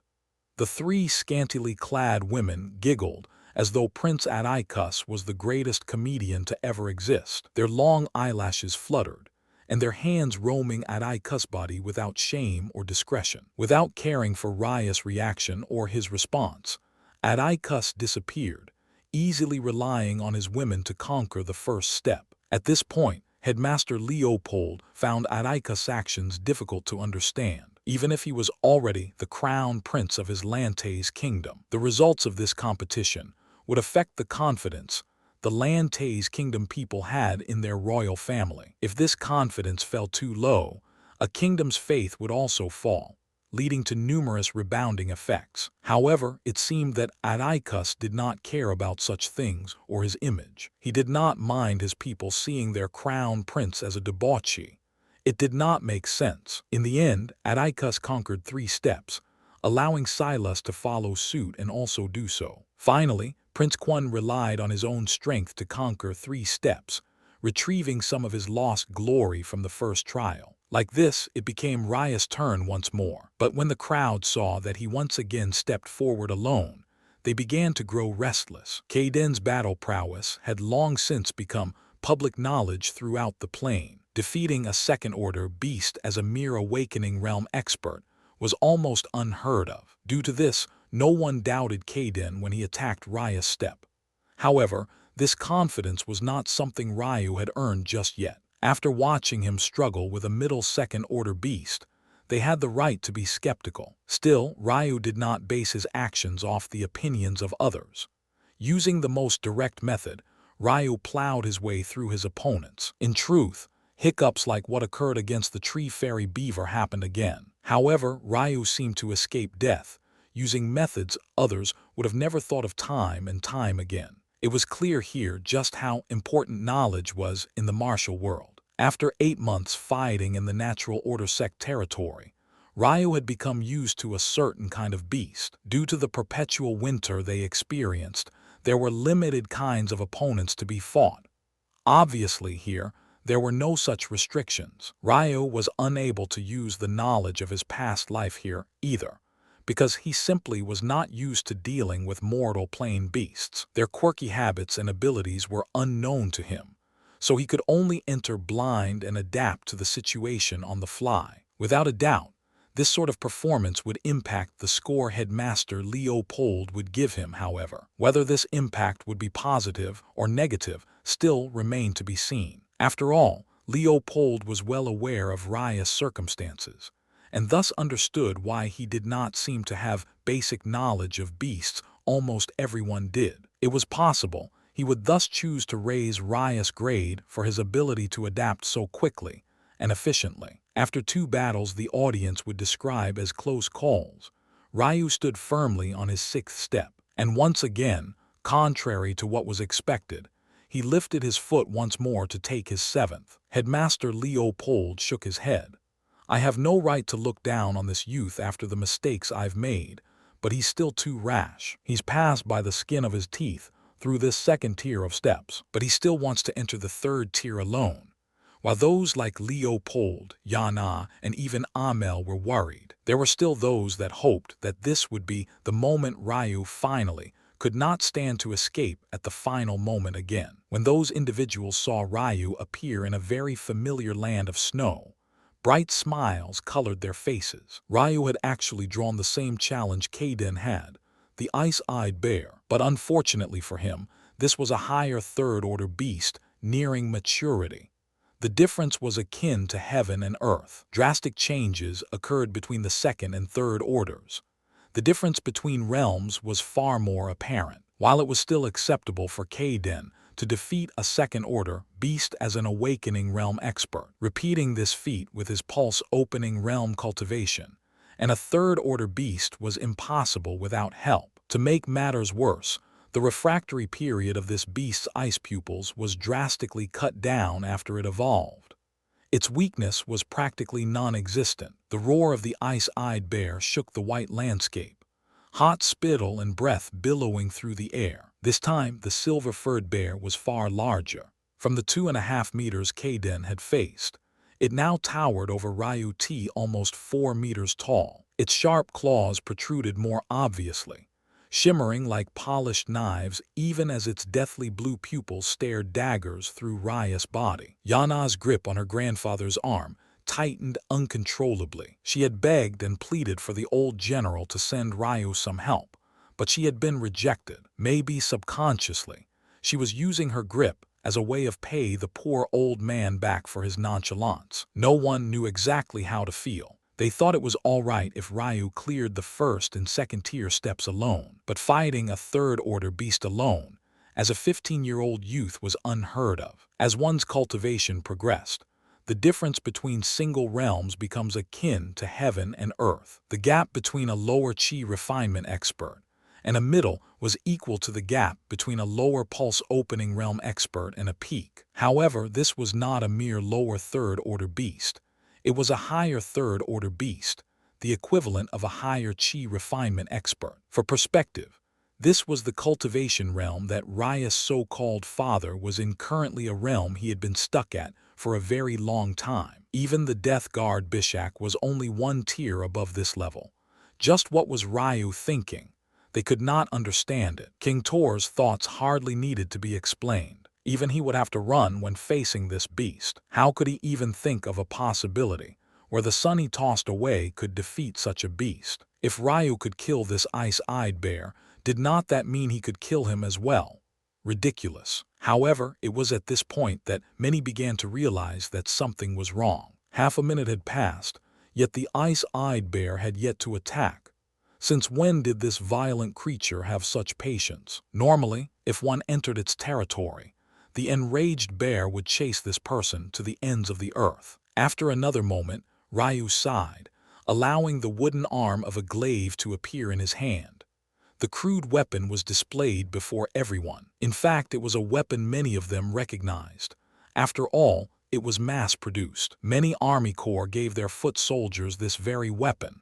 Yet, something seemed different. The usually bright wood, that was indicative of a younger, more fragile breed, was darkened considerably. It even emitted a slight red hue that filled the air with the stench of blood. Those around found it hard to connect what they were seeing with their memories. Your senses are quite sharp.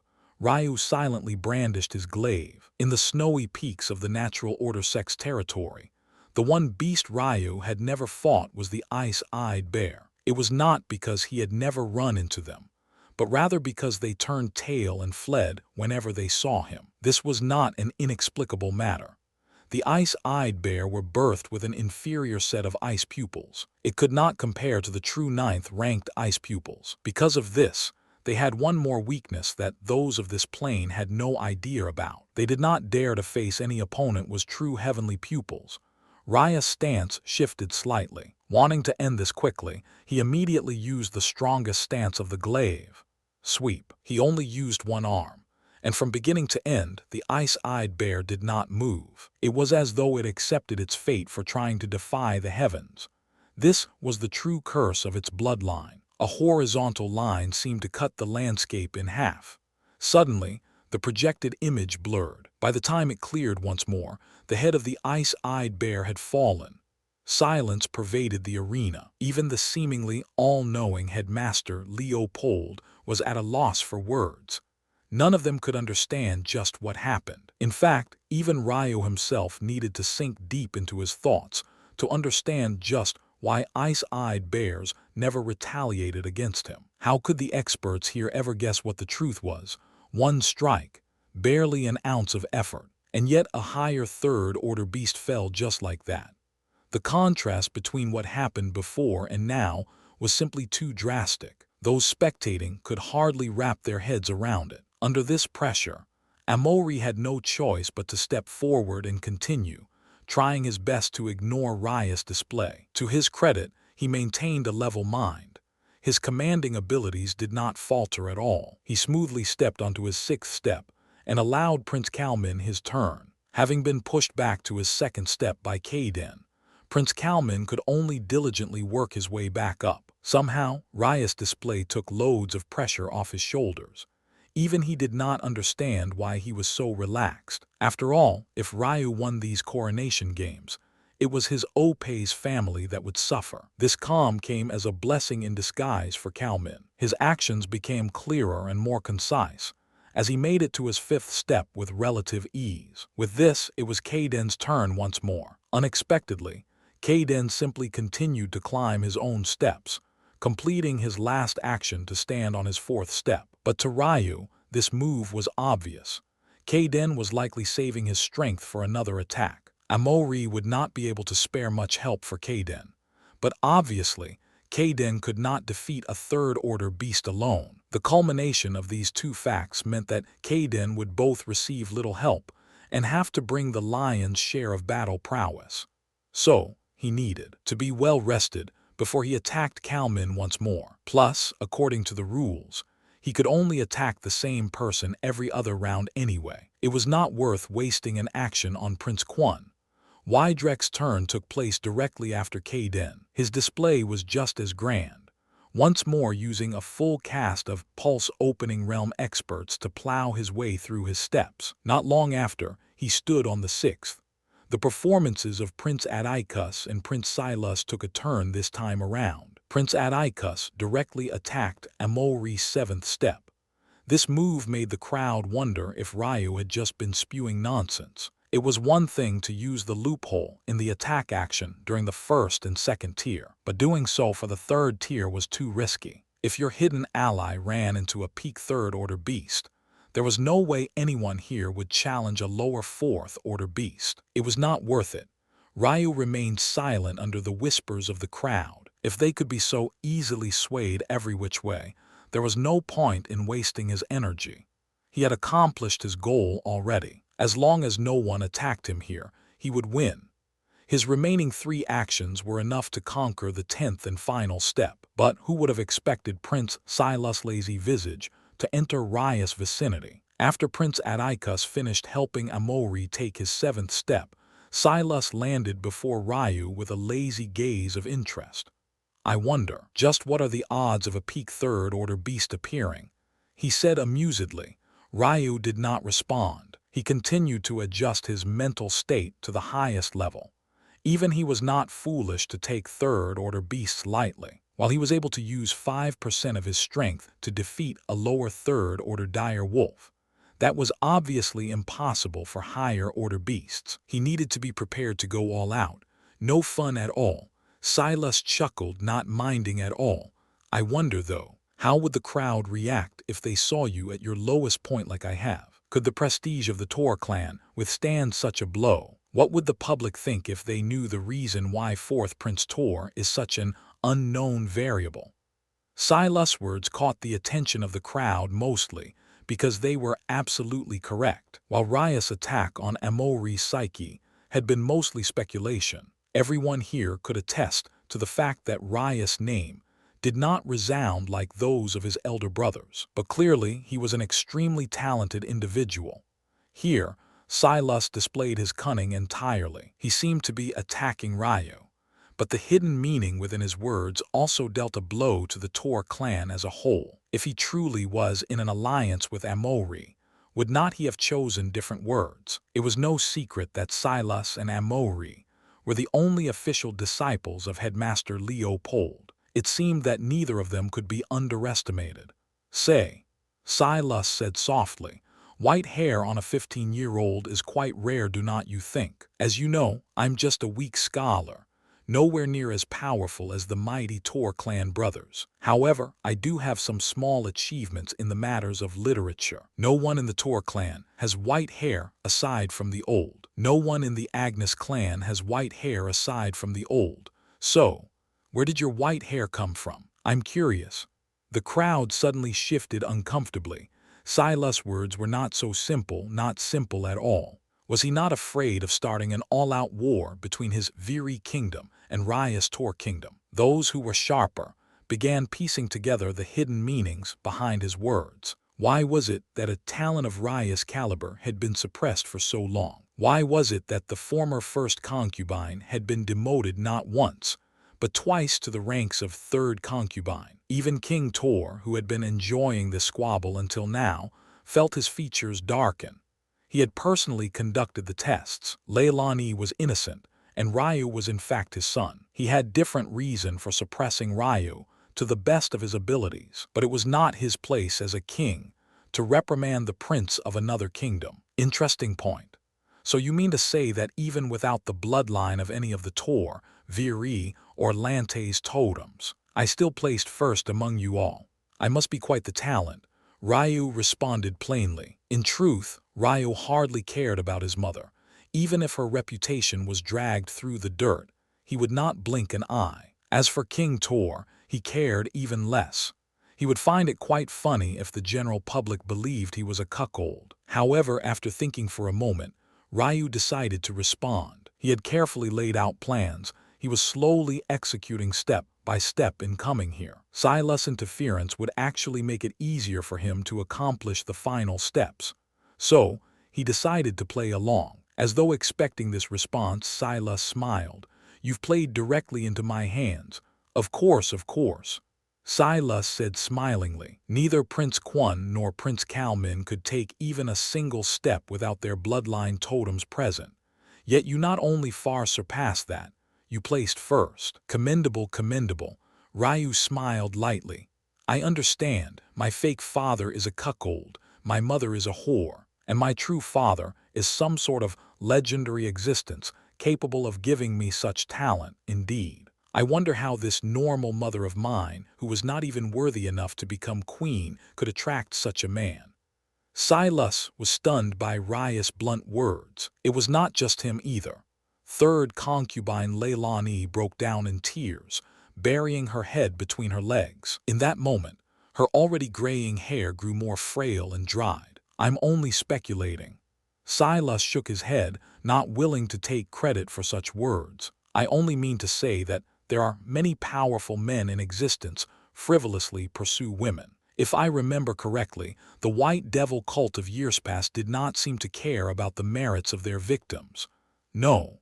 Recovering his wits, Silas struck forward with these words the moment he gained an opening. Without fail, these words left the crowd even more shocked. Maybe only the mention of the White Devil cult could have more of an impact than the public shaming of a king and royal concubine. It was not that the crowd had not noticed Ryu's white hair, but that they did not dare to draw a connection between him and such a sinister organization. Although the White Devil cult had left a terrible black mark on their history, objectively speaking, they were still a cult that had not been to this plane in millions of years at the most, with even the shortest estimates being several dozen thousand years. "I'm curious," Silas said with a light smile. "I'm not the most learned on the matters of the blind, but keeping one's eyes closed is not exactly normal practice among you all, is it? I wonder, why is it that fourth Prince Tor insists on closing his eyes to the world?"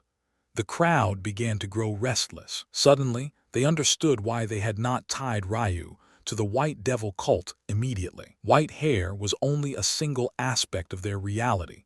What many accounts remember were their piercing silver eyes. By now, no one believed that Prince Silas and Atticus were allied with Amori. For the sake of winning, how could an ally destroy the reputation of a kingdom so thoroughly? This was not a blow the Tor clan's faith could take, even as the #1 kingdom of their plane. Why do not you show us your eyes?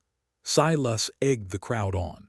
His words suddenly caused an avalanche of chants from the crowd. Ryu smiled lightly. I wonder something as well.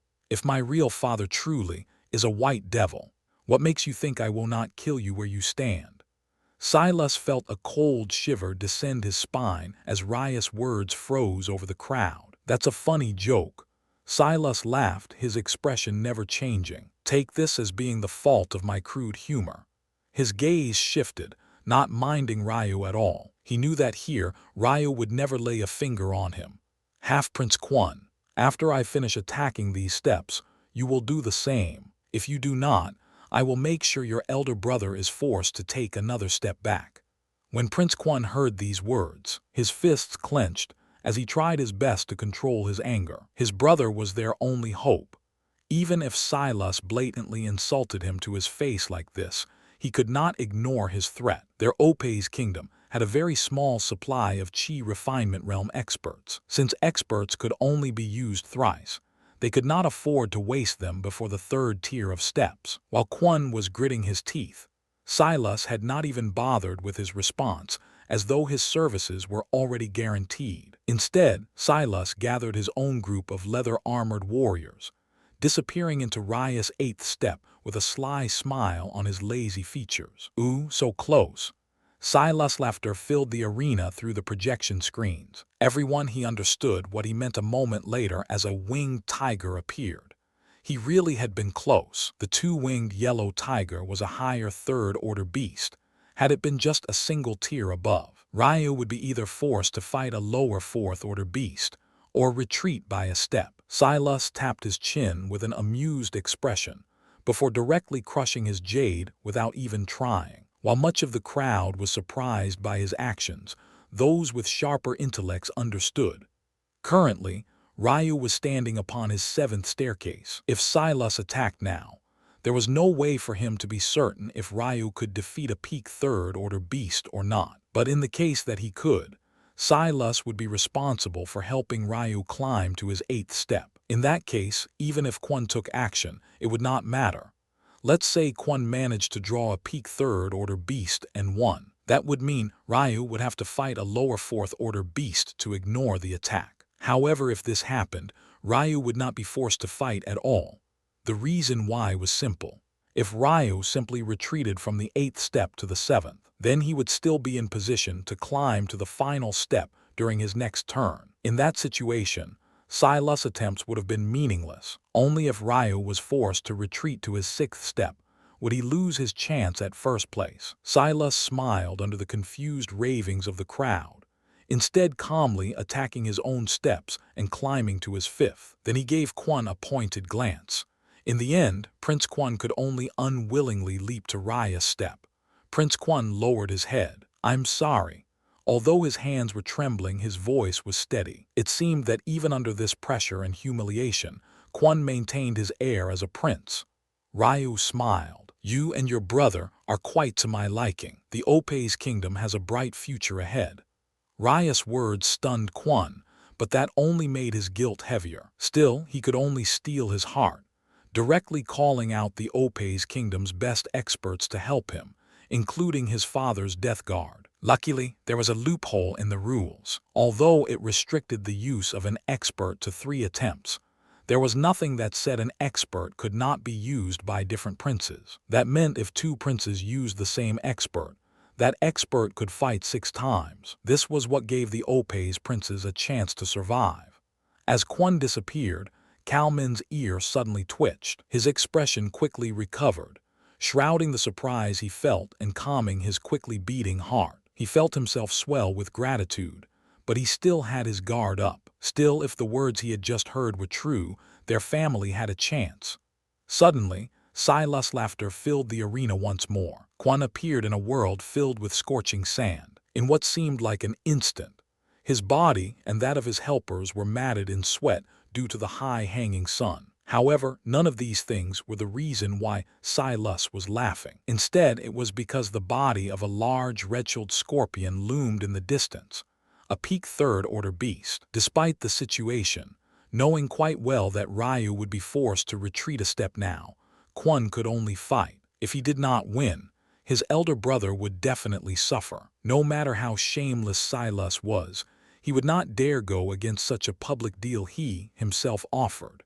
The battle was tough and hard fought. Prince Quan had no choice but to hang back and allow his 10 helpers to protect him. But he did his best to brandish his sword when he was needed. Hours ticked by slowly.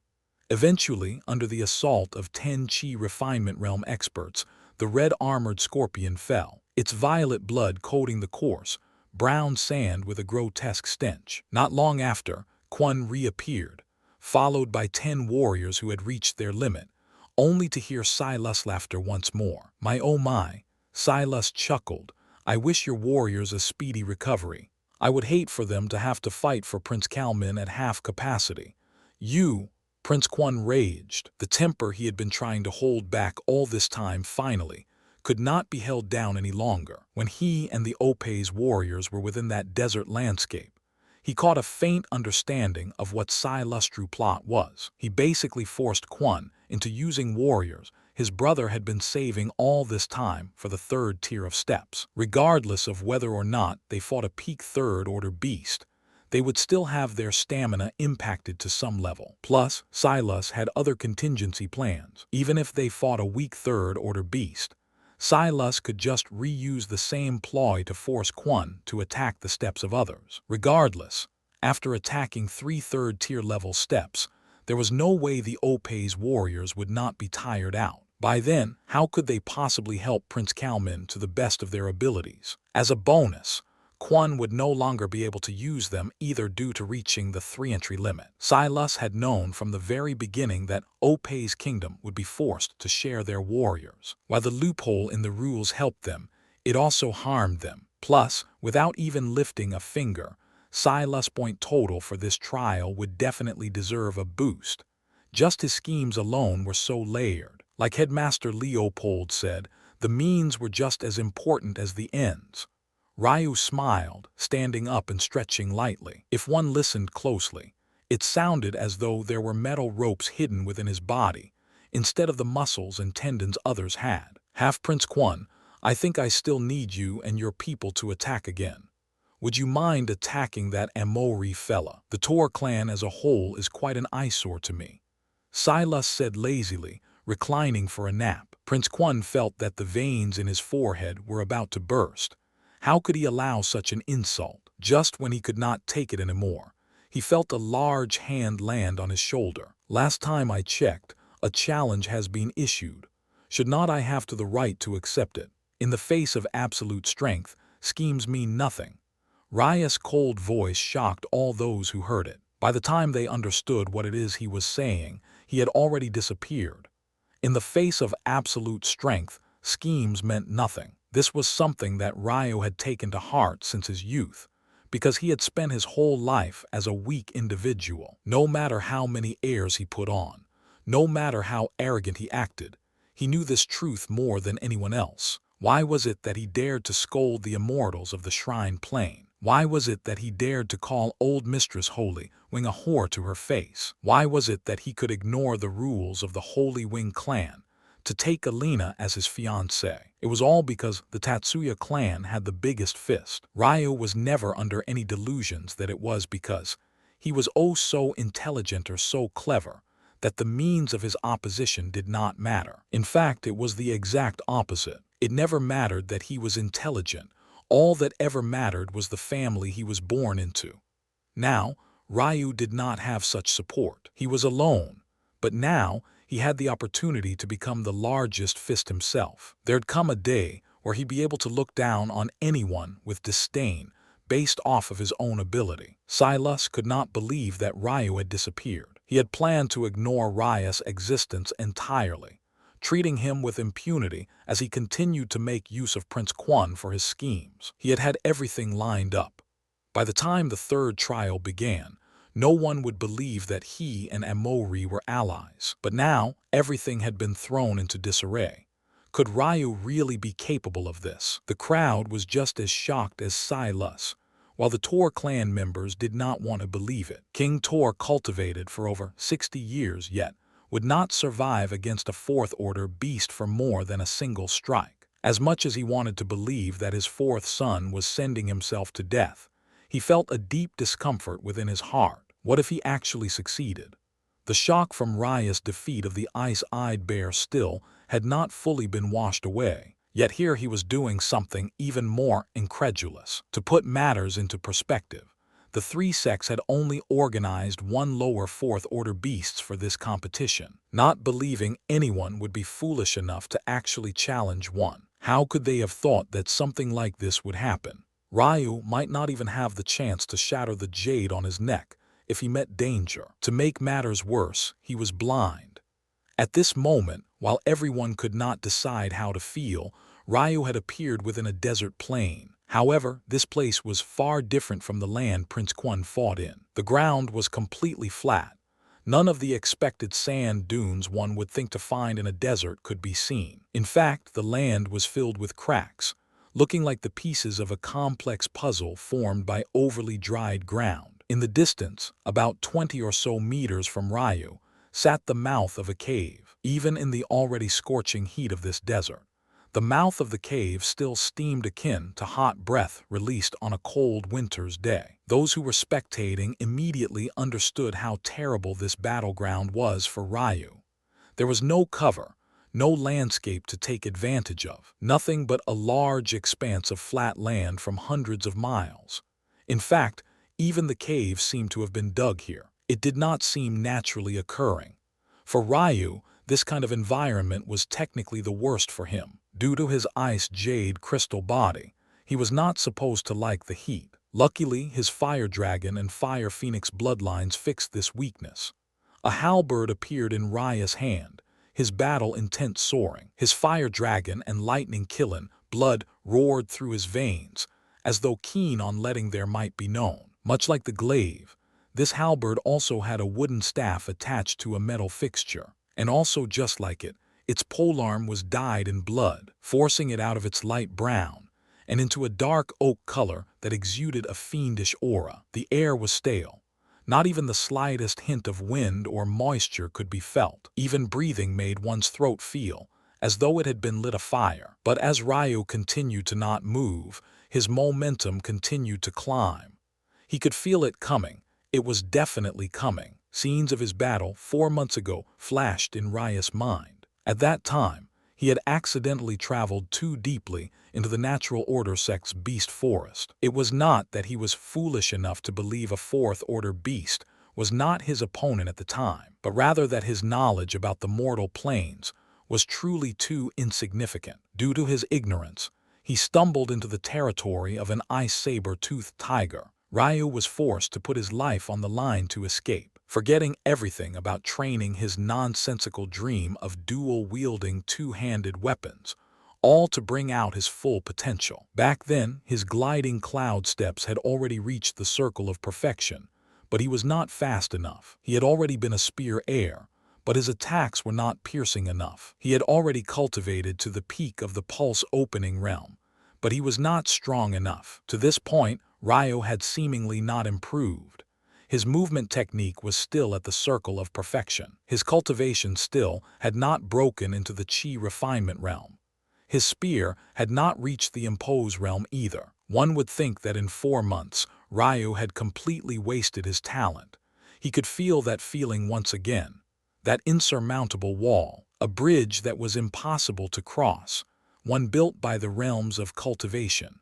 The ground began to quake. Low growls of a beast of unimaginable strength reverberated through the dry air, resonating with Ryu's beating heart as though it wanted it to burst. Suddenly, a pillar of lava shot out from the mouth of the cave, shooting into the skies and piercing the veil above. The temperature of the desert skyrocketed as the slow footsteps, of a looming predator resounded. The beast's overwhelming weight became apparent simply by virtue of its gait.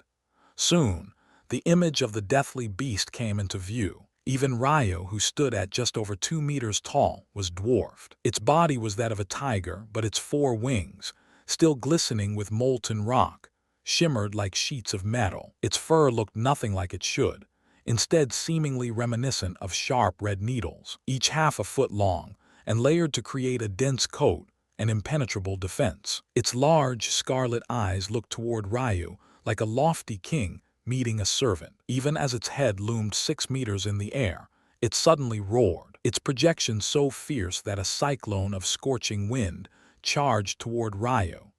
A vortex of scalding wind careened toward Ryu. What was left of the air's moisture was eradicated in an instant. Even without the ability to breathe fire, this attack was almost more dangerous. However, it was also the kind of attack Ryu had the easiest time dodging. In that moment, Ryu's body became as light as a feather. Feeling the fluctuations in the air, he instinctively dodged, appearing to the side of the cyclone of pressurized wind. Ryu completed a series of advances, closing the distance between him and the 2-winged fire tiger. He brandished his halberd, using its tip to attack the beast's neck. But all he received in return were a pair of ringing eardrums due to what sounded like plates of metal crashing against one another. The halberd's polearm bent into a crescent moon. It was almost guaranteed that had its wooden body not undergone such drastic changes by being tempered by beast blood, it would have definitely snapped. His movement technique is astounding and perfect against an immature fire tiger like this one, who's yet to grasp its fire-breathing ability. But it's clear his attacking power is severely lacking. Plus, although his weapon has been tempered through many battles, it's still a lower common grade one at the end of the day. It's impossible to expect too much from it.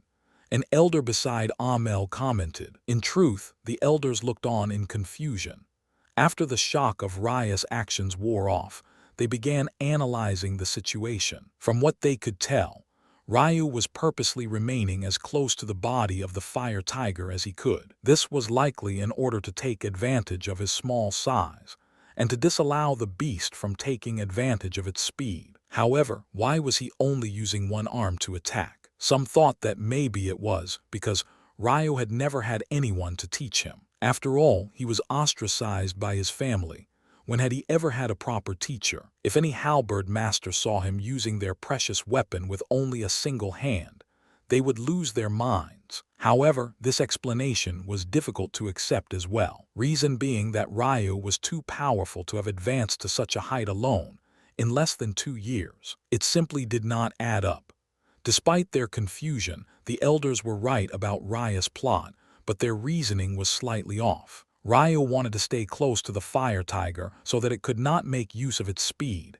This was true, but the reason he did not want the beast to exploit its full speed was so that his opponents would not learn just how fast he himself was. The enraged roar of the 2-winged fire tiger shook the desert plain. It did not feel anything more than a tickle from Ryu's piercing attacks, but it still felt anger. With Ryu continuously clinging so closely to its underbelly, it found it too awkward to properly attack. It thought it would be easy to form some distance between them, but Ryu stuck to it like glue, using the shifting wind to predict its actions and appear in the locations it wanted to retreat to before it got there. If things continue like this, he will undoubtedly lose.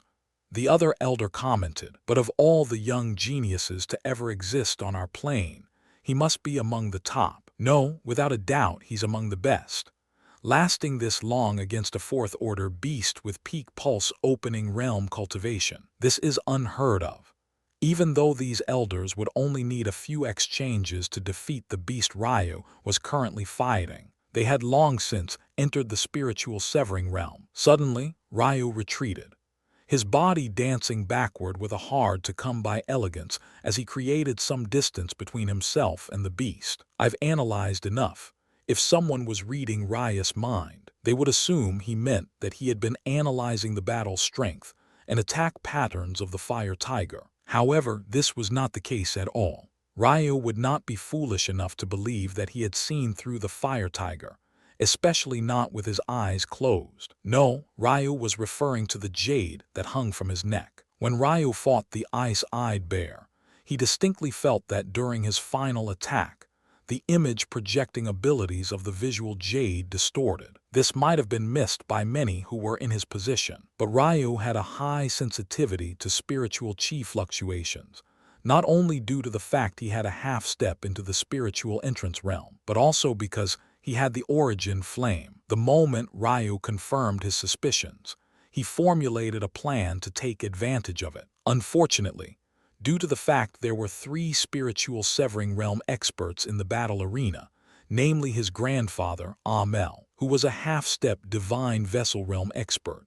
Ryu could not conduct any tests there without risk of being found out. That left him with only one choice, to do so when he entered a small realm to battle. Of course, Ryu was familiar with visual jades. The issue was that the jades he was used to interacting with on the shrine plane never distorted their images so easily. Due to this, he had never discovered this flaw in their mechanism until now. From Ryu's analysis, the visual jade worked on a parent-child system, where obviously the jade in Ryu's possession, along with the jades of the other princes, were considered the child. These parent and child jades communicated to each other via a link of spiritual chi. Ryu was not very familiar with this process, but he could faintly remember reading about a special constitution between twin siblings, where their spiritual chi wavelength allowed them to communicate over long distances without using a chi line technique. Ryu had been fine-tuning this discovery and testing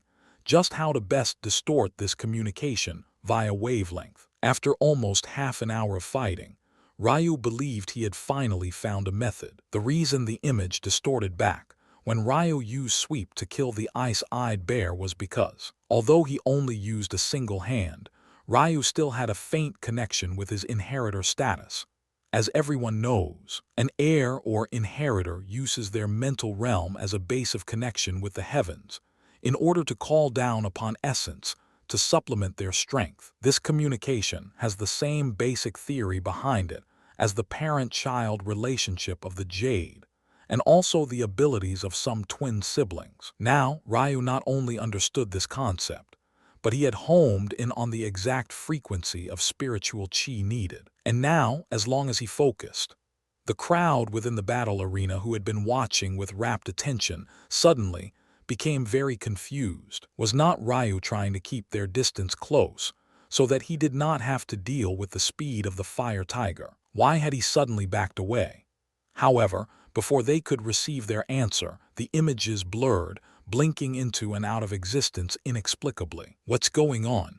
Amel's eyes narrowed. His senses told him that it was no coincidence that these things were happening, but he could not figure out just how Ryu was doing it. Within the desert plain world, Ryu brandished his halberd, holding onto its bloodied and wooden polearm with a single hand, as the fire tiger lurked toward him. The once lofty arrogance in its eyes was gone, replaced a deep rage. It still saw Ryu as nothing but an ant, but it had still begun to take him seriously. Beasts of the fourth order, and even the third order, had long since begun to gain intelligence of their own. By the fourth order, their thinking ability was no less than that of humans, even on this plane. So it knew that Ryu could not be taken lightly any longer. It's about time we begin our true fight, do not you think? Ryu's voice was followed by the complete blackening of the screen. The spectators sat in shock, unable to comprehend what they were witnessing. By Ryu's words, he had done this on purpose. Somehow, although the visuals were completely gone, the sounds of a mighty battle filled their ears. Just what was happening? Ryu slowly opened his eyes, a piercing, silver blue shining within them. For the first time in months, the whole world was open to him. He felt like he had control of everything. Over time, Ryu had slowly pried apart some secrets of his heavenly pupils, but he knew he still had a long way to go. Still, that would not stop him from taking advantage of what he did know. His first ability was third perspective. Ryu's pupils allowed him to view his situation from an outsider's perspective. It essentially gave him a bird's eye view that was a step above normal spiritual sense. For cultivators who could only unlock spiritual sense after their spiritual sea opened at the soul birth realm, this sort of ability was impossible to learn. The difference between spiritual sense and third perspective was like heaven and earth. Spiritual sense was lacking in many areas. For example, a stronger cultivator can stop themselves from being discovered. Strong spiritual plants and resources have methods of protecting themselves from sense as well. And spiritual sense was also susceptible to damage. If one used their spiritual sense wantonly, it was possible to suffer backlash that would cause difficult to heal damage to one's spiritual sea. Third perspective had no such drawbacks, regardless of cultivation disparity or spiritual ingredient grade. They would all be seen through. In addition, it was impossible to detect third perspective, so even if suffering a backlash was possible, the attacker would not have a target. Third perspective that allowed Ryu to discover the flaw in gliding cloud steps. However, it was the ability, insight, that allowed him to correct this flaw. Insight drew from the abilities of third perspective to narrow down the possible avenues of response to a given situation. When used on a technique, it slowed the time to mastery or correction, but when used in a fight, it was similar to predicting the possible actions of an opponent before they even occurred. Insight essentially gave Ryu that battle sense of a warrior who had already fought for thousands of years despite the truth of his inexperience. However, Ryu found that spending some time increasing his own instincts with his eyes closed actually improved insight tremendously. Before, insight had been useless on fourth-order beasts. The disparity in strength was too much. But now, many would believe that Ryu had wasted 4 months of his talent. But Ryu knew the truth. He had refined his battle sense to a completely other level compared to those of his cultivation realm. Ryu's white hair flew in the wind, the ground beneath his feet shattering as he burst forward. In an instant, he closed the distance between he and the fire tiger, dodging its sweeping metal wing to attack its leg. In that moment, Ryu's single-handed approach changed. His left hand found its way to the upper shaft of the pole, changing his aura completely. The faint image of an emperor clad in red-gold robes appeared to his back. The imposing aura of the fire tiger seemed to shatter into nothingness, unable to withstand the might of Ryu's birthed phenomena. The two-winged fire tiger was stunned. Was this ant's true speed? Where did this kingly aura come from? Suddenly, a keen sense of danger overwhelmed the beast. It felt like it could not so casually take on this strike as it had with Ryu's others. But it was already too late. Sweep, the halberds was. Slice, Ryu took advantage of the beast's surprise. He had no intention of missing this opportunity. His halberd swung downward in a simple, but mighty, vertical line. Essence chi rippled through the air, filling Ryu's halberd with a heavenly glow that made the space around him distort. Ryu's aim was not anything great, like slicing the fire tiger in half with one strike. Such a thought was not only far-fetched, it was pure stupidity. Ryu knew very well that he was no match for a spiritual severing expert as things stood now, and that was even more so for its equivalent fourth-order beast rank. However, Ryu had one trump card. That said, he had to make sure that that trump card landed without fail. Ryu poured his everything into his strike. His blood boiled, pushing his 2,000 Jin strength to almost 3,000. His meridians trembled, agitating his spiritual foundation, and pushing his unrefined Kai to its absolute upper limit. Unfortunately, the gap between him and his opponent was simply too large. The difference between a peak chi refinement expert and a lower spiritual severing expert was even larger than the whole of the chi refinement realm. The fire tiger forewent attacking Ryu, instead shifting its paw away to stop Ryu from crippling a portion of its movement. Ryu's eyes flashed. The fire tiger's change in tactic fell well within the ability of his insight. In that moment, he did something that would have shocked those watching if they could see. Ryu forcibly stopped his attack midway. Not only would a normal individual have ruptured their meridians doing such a foolish thing, Their body's bones would not have been able to handle the stress. However, Ryu had inseverable meridians and a bone structure that was matchless in flexibility. His body shifted, tapping into the abilities of the northern heavenly wind and seemingly disappearing, only to reappear behind the fire tiger's hind leg. His eyes swirled with spatial chi, his halberd shifting out of existence to be replaced with a glaive. Sweep. Ryu swept his glaive forward with all his might.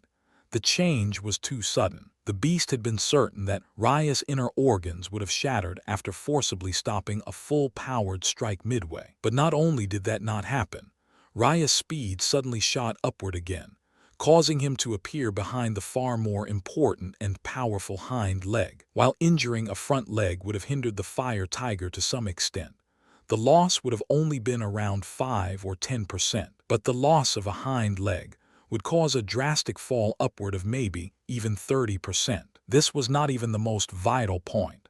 Spatial rings were great creations, but their flexibility of use was incredibly lacking. One could only take objects that were both ownerless and in contact with the ring. In addition, during the extraction process, the form an object took when it exited the ring was dependent on how it was placed into it in the first place. Therefore, something like switching weapons in the middle of battle was not something anyone would rely on a spatial ring to do. However, Ryu had something far better than a spatial ring. Every heavenly pupil's inheritor had their own inner world, allowing them a certain control over spatial chi. This allowed far more flexibility than spatial rings. Not only could Ryu take in objects as long as they were within his vision, without having to touch them, he could also extract said objects as he pleased, and in whatever position he wished. There were of course limitations to these abilities that were linked to why Ryu had yet to use his stocks of chi whispering, but its usefulness was undeniable.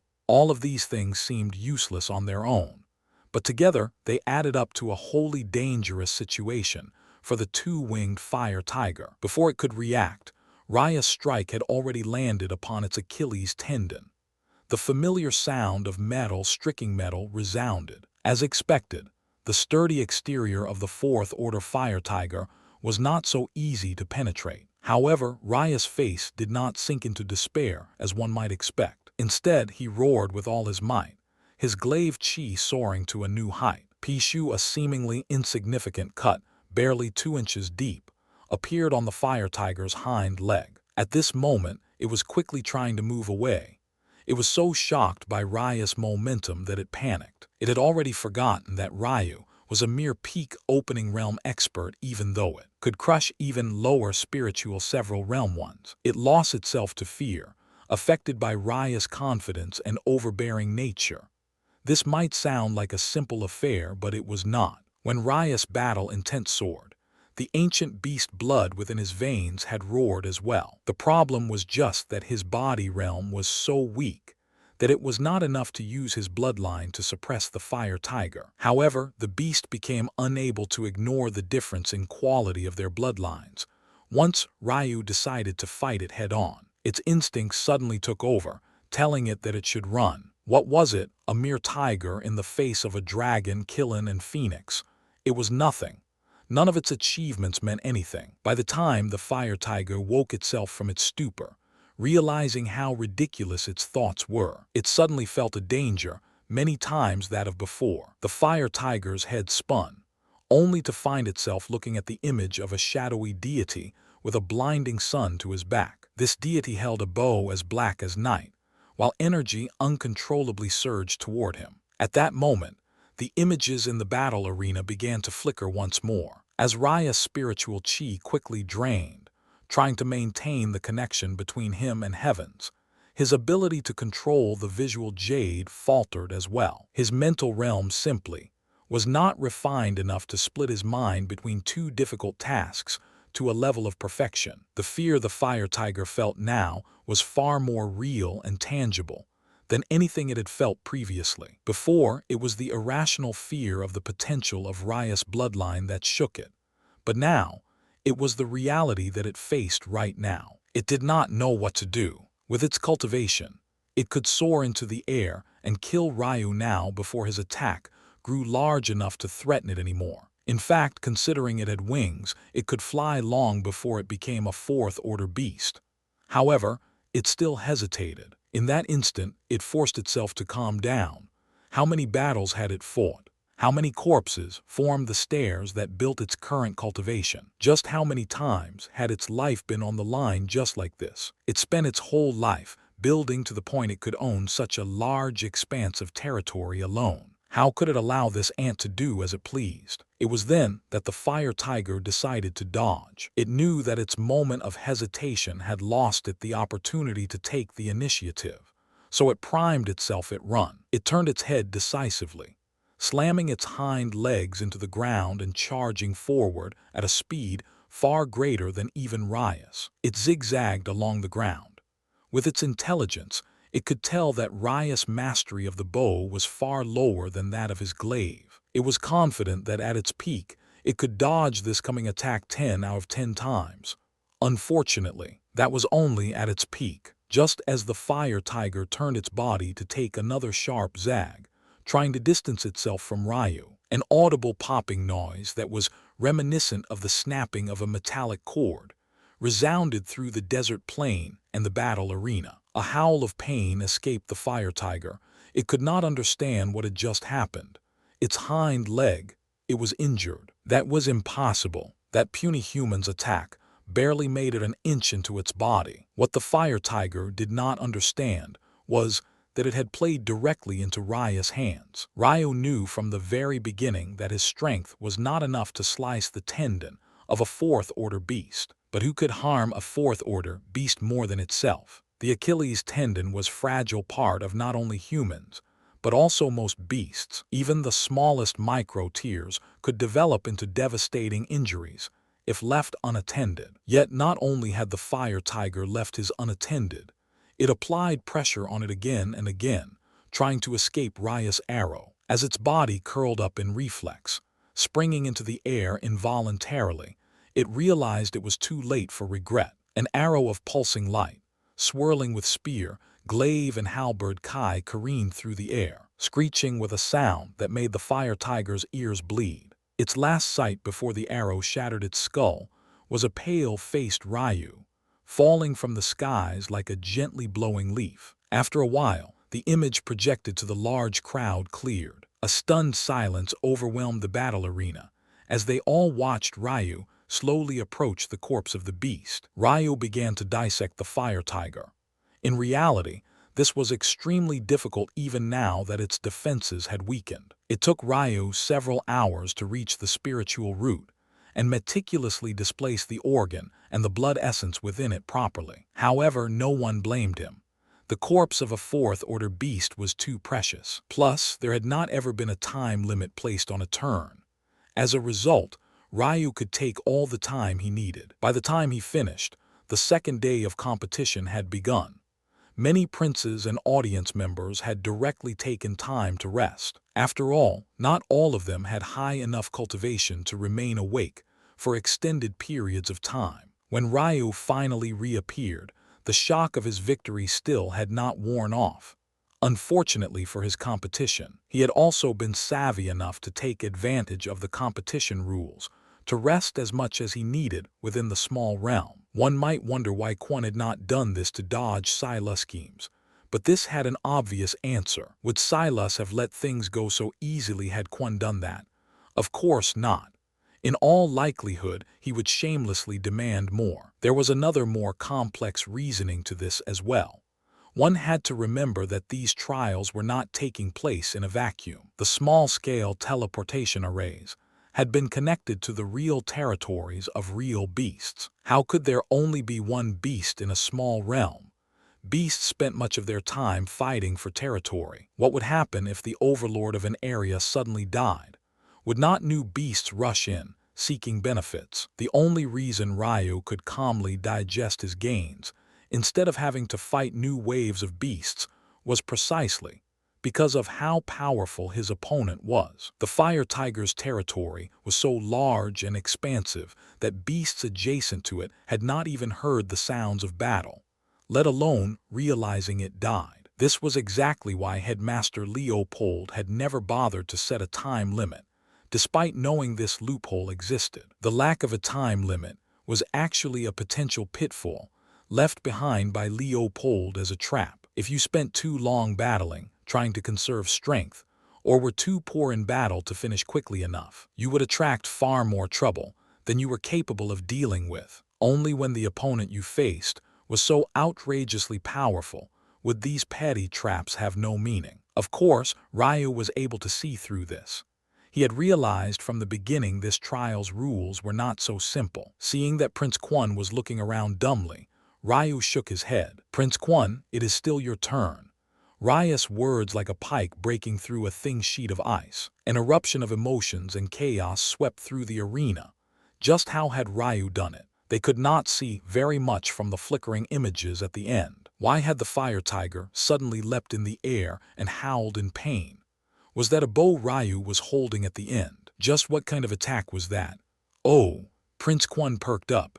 He realized that Ryu had helped him a lot. By taking his time, the Opei's warriors had long since regained their peak fighting strength. Plus, he loved seeing that helpless expression on Silas' face. "That bastard was too cocky. I wonder if you will allow me to give you some advice," Ryu suddenly asked. "Advice?" Quan blinked in surprise. "Please advise, Brother Ryu.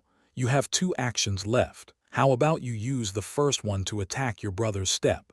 Prince Quan's features darkened. Could it be that Ryu was only feigning niceties in order to take advantage of him? It was not just Quan who thought this, even the spectating princes thought so as well. Ryu shook his head. "You misunderstand. I want you to attack your brother's step so that I can act as one of his helpers." Ryu's slight smile and nonchalant words stunned the crowd. What did he just say?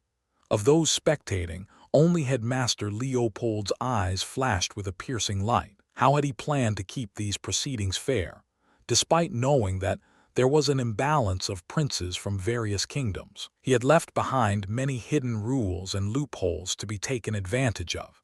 This was one such rule. Headmaster Leopold had said from the very beginning that a prince was allowed helpers, but he never restricted where that help could come from. There was no rule against 2 princes entering the same step at the same time. Quan looked away from Ryu to glance at his elder brother. Although this sounded like a great idea, there were many problems with this approach. Namely, if Ryu decided to betray his elder brother, it would result in disaster. By the time he entered, it would be too late for regret. However, who would have thought that his elder brother Calmin would nod straightforwardly? Taking a deep breath, Quan calmed himself. Just why was Ryu doing this? He was already on his 8th step.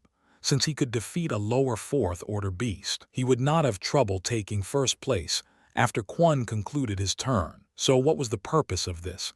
"I do have ulterior motives," Ryu suddenly said. "I'm not ashamed to say that the method I use to achieve victory is not something I can replicate time and time again. In truth, defeating a peak 3rd order beast alone is probably my limit, which means I will need some help on the final step. You will use your attack on your brother, and I will help him step upon the 6th step. Then, when it's my turn once more, I will help him step upon the 7th step by attacking him once more. If anyone attacks him, I will become his helper, helping him continue to move forward. After all, princes have unlimited entries." Ryu's words were like a hidden landmine being triggered after decades hidden under an abandoned battlefield. That was right. From the very beginning, Headmaster Leopold had said that only warriors with unlimited entries were the princes. It did not matter that Calmin had 5 more steps left to climb. Ryu could help him with each and every one of them. The faces of Ryu's enemies darkened, but Headmaster Leopold's eyes only seemed to grow brighter and brighter. "What a master stroke!" Leopold exclaimed in his heart. With a single move, Ryu not only showed signs of weakness that would make his enemies less wary of him, he also exploited rules to perfection and gained 2 strong allies for himself. This was exactly how Leopold wanted this game to be played. There was nothing the opposing princes could do. Directly after Quan's turn, it would be Ryu's turn to go. There were no more opportunities to interfere. Although they could theoretically attack Prince Calmin, The only individual who could do so was first Prince Amori. Since Amori was on his 7th step thanks to Araika's help, he could use his 3 actions to finish this trial out. However, if he used one of his actions to attack Kalmin's step, he would be giving up his right to place second. Since Kalmin could never do that, he would have to concede to allowing Raya's plan to continue unhindered. In this way, Kwon, Kalmin and Ryu would have the smoothest turns of this entire trial. This was especially so for Kalmin, who had seemingly accepted a pie that descended from the skies. Following Raya's instructions, Kwon directly attacked his brother's 6th step. As luck would have it, he faced a mere middle second-order beast. Directly afterward, Ryu leapt to Kalmin's aid. Since Ryu was so powerful, Kalmin had no need to waste the entries of his helpers. Not long afterward, he stood firmly upon his 6th step. Afterward, Ryu made an odd request. Still, due to all the help he was giving them, Kwon did not hesitate to attack Wydrek's 7th step. For Wydrek, who was the wealthiest of them all, ignoring attacks was by far the easiest for him. It was for this reason no one had dared to attack him until now. Yet, Ryu had suddenly helped him climb to the 7th step. With that, Kwon's turn ended, and it was now Ryus, who currently stood on his 8th step, due to the fact he had successfully ignored 2 attacks. Ryus' first action was to directly attack Kalmin's 7th step. Then, he proceeded to help Kalmin ignore his own levied attack. This second trial had suddenly become Ryus' personal playground. Due to Ryus' help, Kalmin had once more been able to save an entry for his chi refinement experts, even after stepping into the 3rd tier of steps. And since allowing his chi refinement experts to help Ryu would not count against his own entries, he had no problem allowing Ryu to use them to climb his 9th. And finally, the 10th step. The audience was suffering a severe case of whiplash. Just a couple of turns ago, they had believed that Ryu had been cornered by Silas. Yet in one sweep, he had not only defeated a 4th-order beast, he had also made a mockery of the 2nd trial. After Ryu conquered and completed his 10th step, it was finally Amori's turn. The first prince could only complete his trial begrudgingly. There was no worse feeling than understanding the plans of your enemies clearly, yet having no choice but to walk in lockstep with them. Once Amori's turn concluded, Ryu continued to help Kalmin. Due to the fact the final 10th step was a half-step 4th-order beast, Ryu was able to take his time in defeating it. Although it was not as powerful as the fire tiger, its territory was fairly large as well. As a result, Ryu's final use of the Opei's warriors left them feeling incredibly refreshed and relaxed. Coupling this with the fact that Amori took quite a bit of time to defeat his own half-step 4th-order beast, and they entered Kalmin's final steps 100% healthy. As expected with Ryu's help, Kalmin's final steps ended smoothly. He had once more firmly taken 3rd place. Kaden went next, but due to the fact he had wasted so much time helping Amori, he would still need one more round to finish. In the end, he feigned like he was also Wydrek's ally by attacking his steps. But this move of his forced Amori to use every ounce of his willpower to not face Palm. Kaden's current help was absolutely useless after Ryu had Kwon attack Wydrek. No matter what, even without Kaden, Wydrek would be able to climb to the 10th step this round. Yet this fool actually continued on with the original plan. Now others understood why Ryu had Kwon attack Wydrek. It was precisely so that Kaden could not muddy the waters and fool others. But even Ryu had not expected Kaden to be so stupid. The fact he did this was practically like waving a massive flag that read, "I'm Amori's ally." Unfortunately, one would not be able to use chi line techniques until reaching the chi refinement realm. So, Amori could only watch as his younger brother looked around in confusion, as many made weird faces at him. Was this truly a prince? He seemed more like a jester. As expected, the 2nd trial came to an end just another round later. Ryu finished 1st, Amori 2nd, Kalmin 3rd, Wydrek 4th, Silas and Araika's 5th, Kaden 6th. And finally, Kwon was disqualified for being unable to complete the trial after using up the entries of his best warriors. Headmaster Leopold took a deep breath, Even he needed a moment to process everything. However, just when he believed he had everything in order, Raya's cold voice sounded. "I'd like to make one statement before you reveal the results, Headmaster Leopold." "Oh, please do," Leopold replied with interest. "I believe that it should be noted that the ideas I implemented were not all mine. They were actually that of Prince Kalmin. I've spent almost the past 2 years in Opei's kingdom territory, so we built a small friendship between each other. The only reason the words came from me, and not him, was precisely because it would only have worked after his enemies believed they had him under control." Ryo explained. A slight look of surprise flashed across Leopold's features before he gave Ryu a knowing glance. It was impossible to tell what was true and what was false in the young fourth prince's explanation. But what was true was that Ryu's plan would only work so well in the perfect situation, because he purposely only revealed the loophole in the rules after Silas completed his turn. There was no other opportunity to retaliate.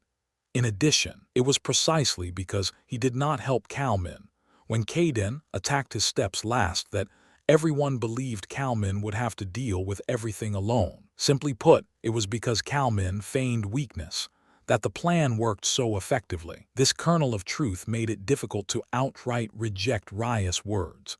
As for why Ryu bothered to say this, the reason was obvious. If Headmaster Leopold graded Kalmin as though he was just along for the ride, then he would not score very well. Plus, there was another key point here. Since one could not use the chi line technique until reaching the chi refinement stage, Kalmin and Ryu had to have planned this beforehand, right? In the end, Headmaster Leopold smiled. This little rascal was actually giving him the opportunity to vent more of his dissatisfaction against the three sects who dared to ignore his face and his hopes for absolute fairness. Despite knowing that Ryu was likely lying through his teeth, Leopold became another unwitting pawn, an individual who clearly knew they were being manipulated, but had no choice but to follow along anyway. Ryu was really playing them all, not even letting an old man like him go.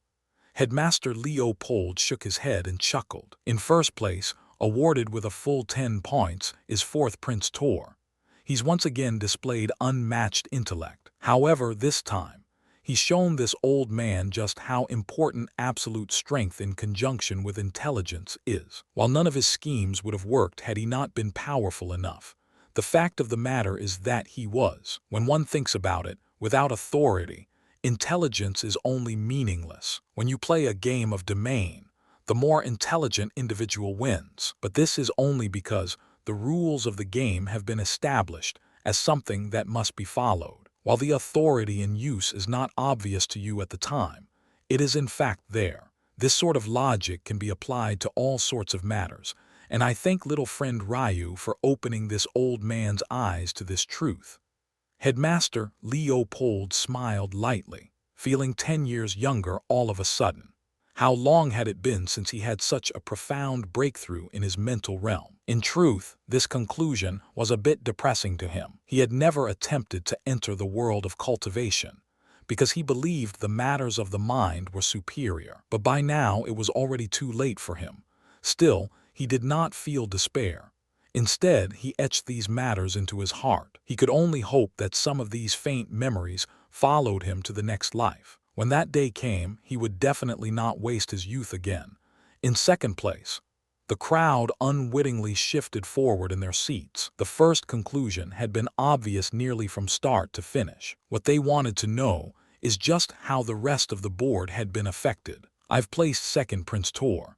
As expected, Headmaster Leopold's words stunned the crowd. Wydrek did have an eye-catching performance, but even if Leopold chose to ignore Ryu's words about Kalmin, surely second place would have been either Silas or Amori. No. In regard to Silas, although he failed in the end, that was only because Ryu was a monster who would possibly calculate for the possibility that their opponent, as a mere 15-year-old boy, could defeat a lower fourth-order beast. This obviously was not the fault of Silas' scheme.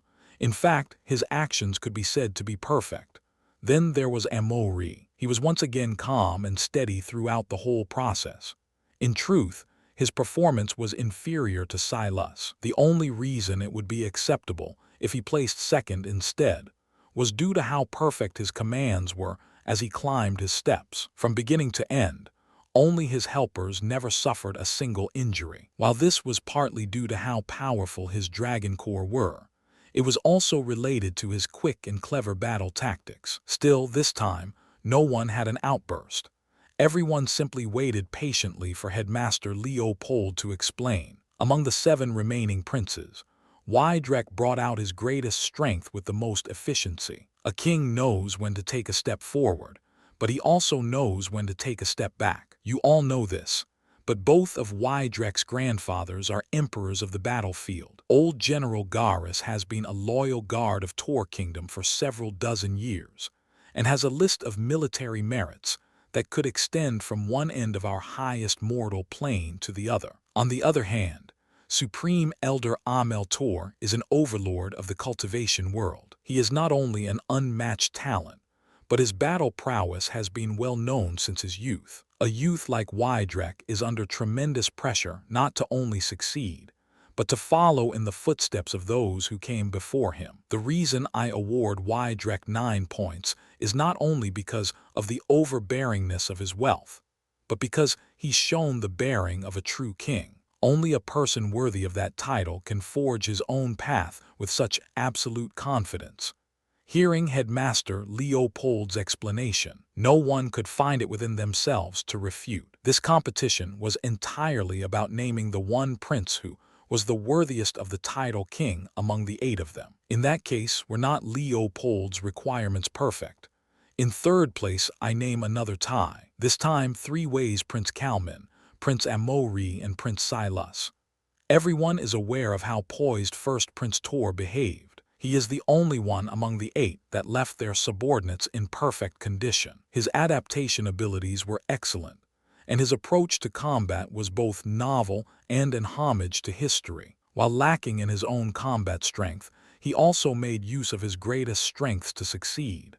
I reward him a score of 8. As for Prince Kalman, I also cannot give him higher than an 8. While it is true that he is responsible for half of Raya's plans, it cannot be ignored that it was necessary to sacrifice his younger brother to achieve these means. While it is important for a king to understand sacrifice, the very reason I did not deduct many points for this folly, one must sacrifice yourselves before your allies.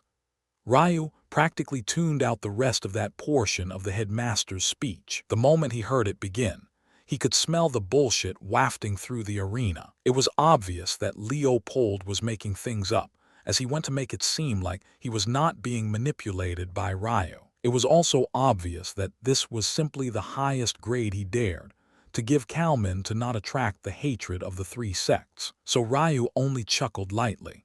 He had to say, though, the old man was quite good at concocting stories. This was a competition where brothers were pitted against each other on purpose. Who's to say that Kalman did not sabotage his brother on purpose so that he would certainly become king? Obviously, though, Ryu did not say any of these things out loud.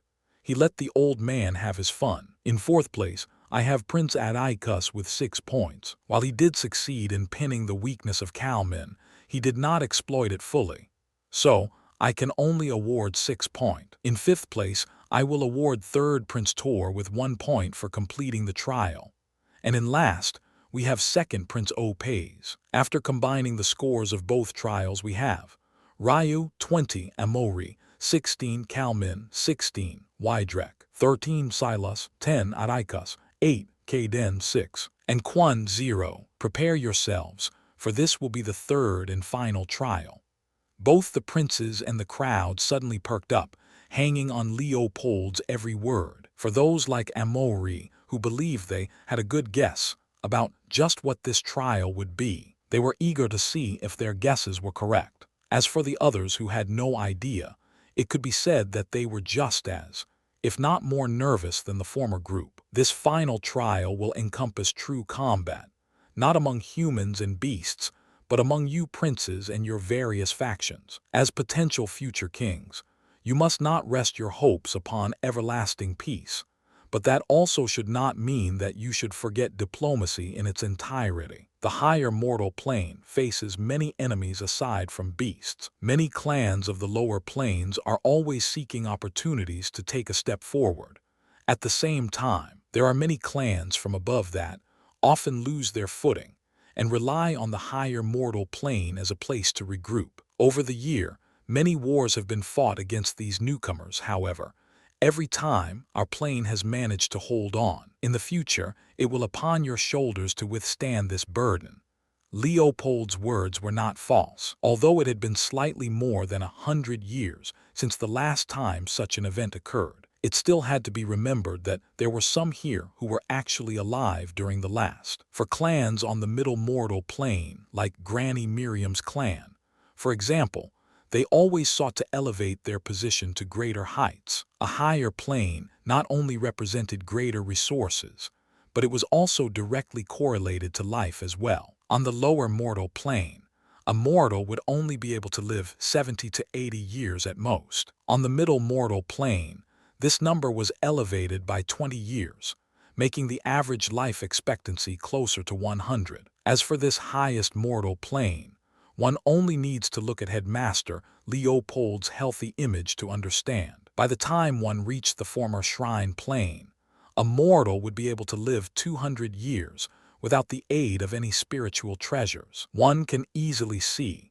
even without going into the details of the various other benefits, how enticing scaling the planes was. Due to these truths, it was not too rare for powerful clans and sects of the middle mortal plane to enter their higher mortal plane, seeking benefits. Of course, it should also be noted that there was no immortal path between mortal planes, which meant there were very lax restrictions on journeying between them, unlike what one might see between immortal planes. Headmaster Leopold's words were simple to understand. Although they had peace now, it was unlikely that it would be forever, because while powerful clans ascending to them might not sound too daunting, what about failed clans who decided to descend and regroup? The last time that occurred, if it was not for all four kingdoms and sects banding together, they would have all been wiped out by a single clan, which was not even worthy of meandering the outer ring of the pedestal plane. For this trial,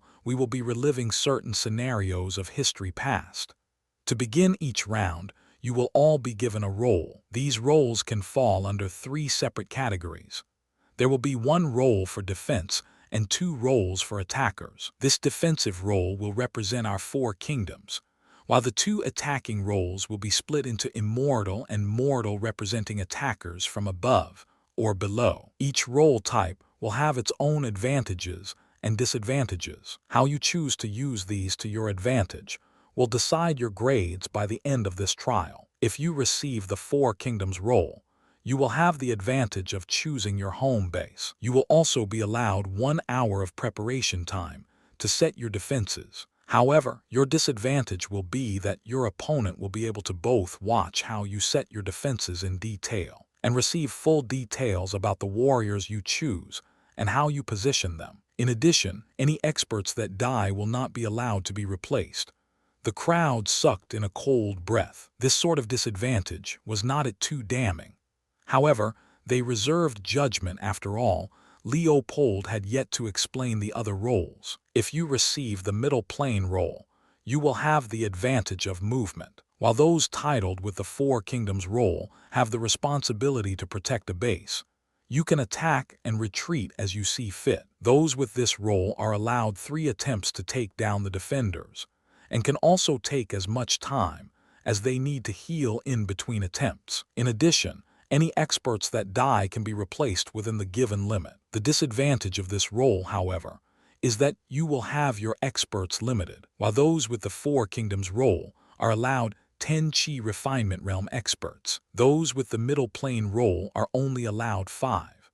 A picture of the landscape of this trial began slowly forming in the minds of those spectating. After understanding 2 roles, it seems that this was more balanced than they had previously assumed. The difference between 5 and 10 chi refinement realm experts was massive. Finally, there is the immortal plane role. The advantage of this role are the experts.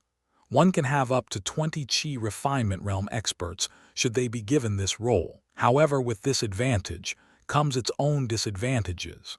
Firstly, those with this role only receive one attempt. In addition, this singular attempt is timed for 2 hours from when the Four Kingdoms role completes their defenses. Secondly, the information provided to the Immortal Plane team will be slightly more limited. While those of the Mortal Plane role will know the general location of the defending team's core, the Immortal Plane team will not receive this information. However, they will be provided with everything related to the defenses of the Four Kingdoms team. Lastly, although I've slightly alluded to it just now, I will explain the objective of this final trial, and that is to retrieve the Four Kingdoms team's core. The Immortal Plane team will receive a 2-hour attack sequence to find and take this core, while the Mortal Plane team will receive 5 hours for each of their 3 attempts. In addition, neither the Immortal Plane or Four Kingdoms team will be allowed to replace dead experts, but the Mortal Plane team will be given this right. With this core rules out of the way, there is another important aspect I have yet to touch upon. How will these teams be formed?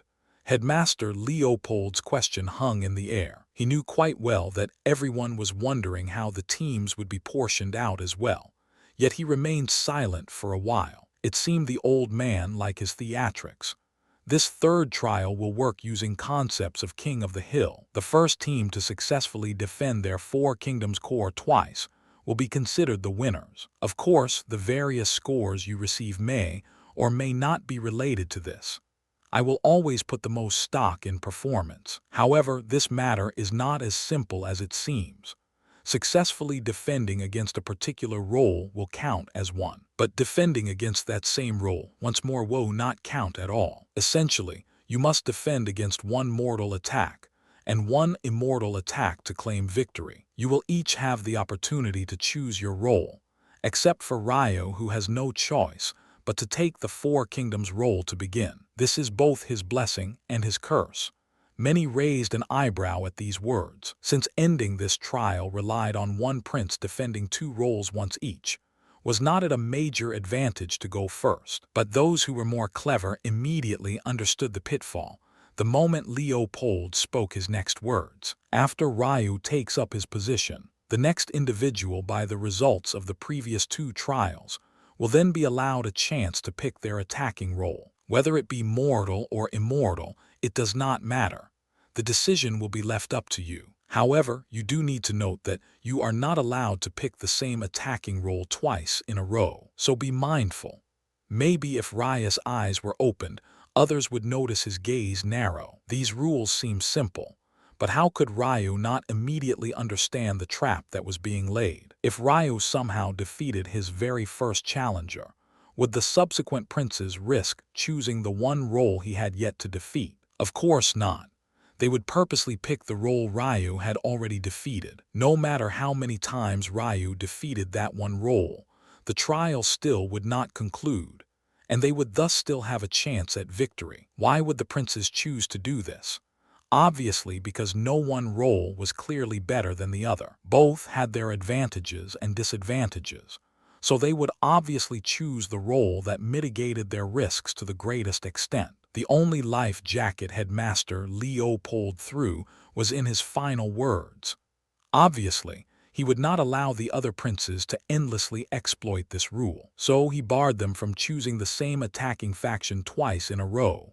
Still, this was hardly a concession. The best-case scenario was that Ryu would have to defeat his opponents through 8 turns before he could finally win. This 8-turn total included defeating all 7 princes once before a new round began, then winning the first turn of that next round. However, there was a far worse scenario available to Ryu.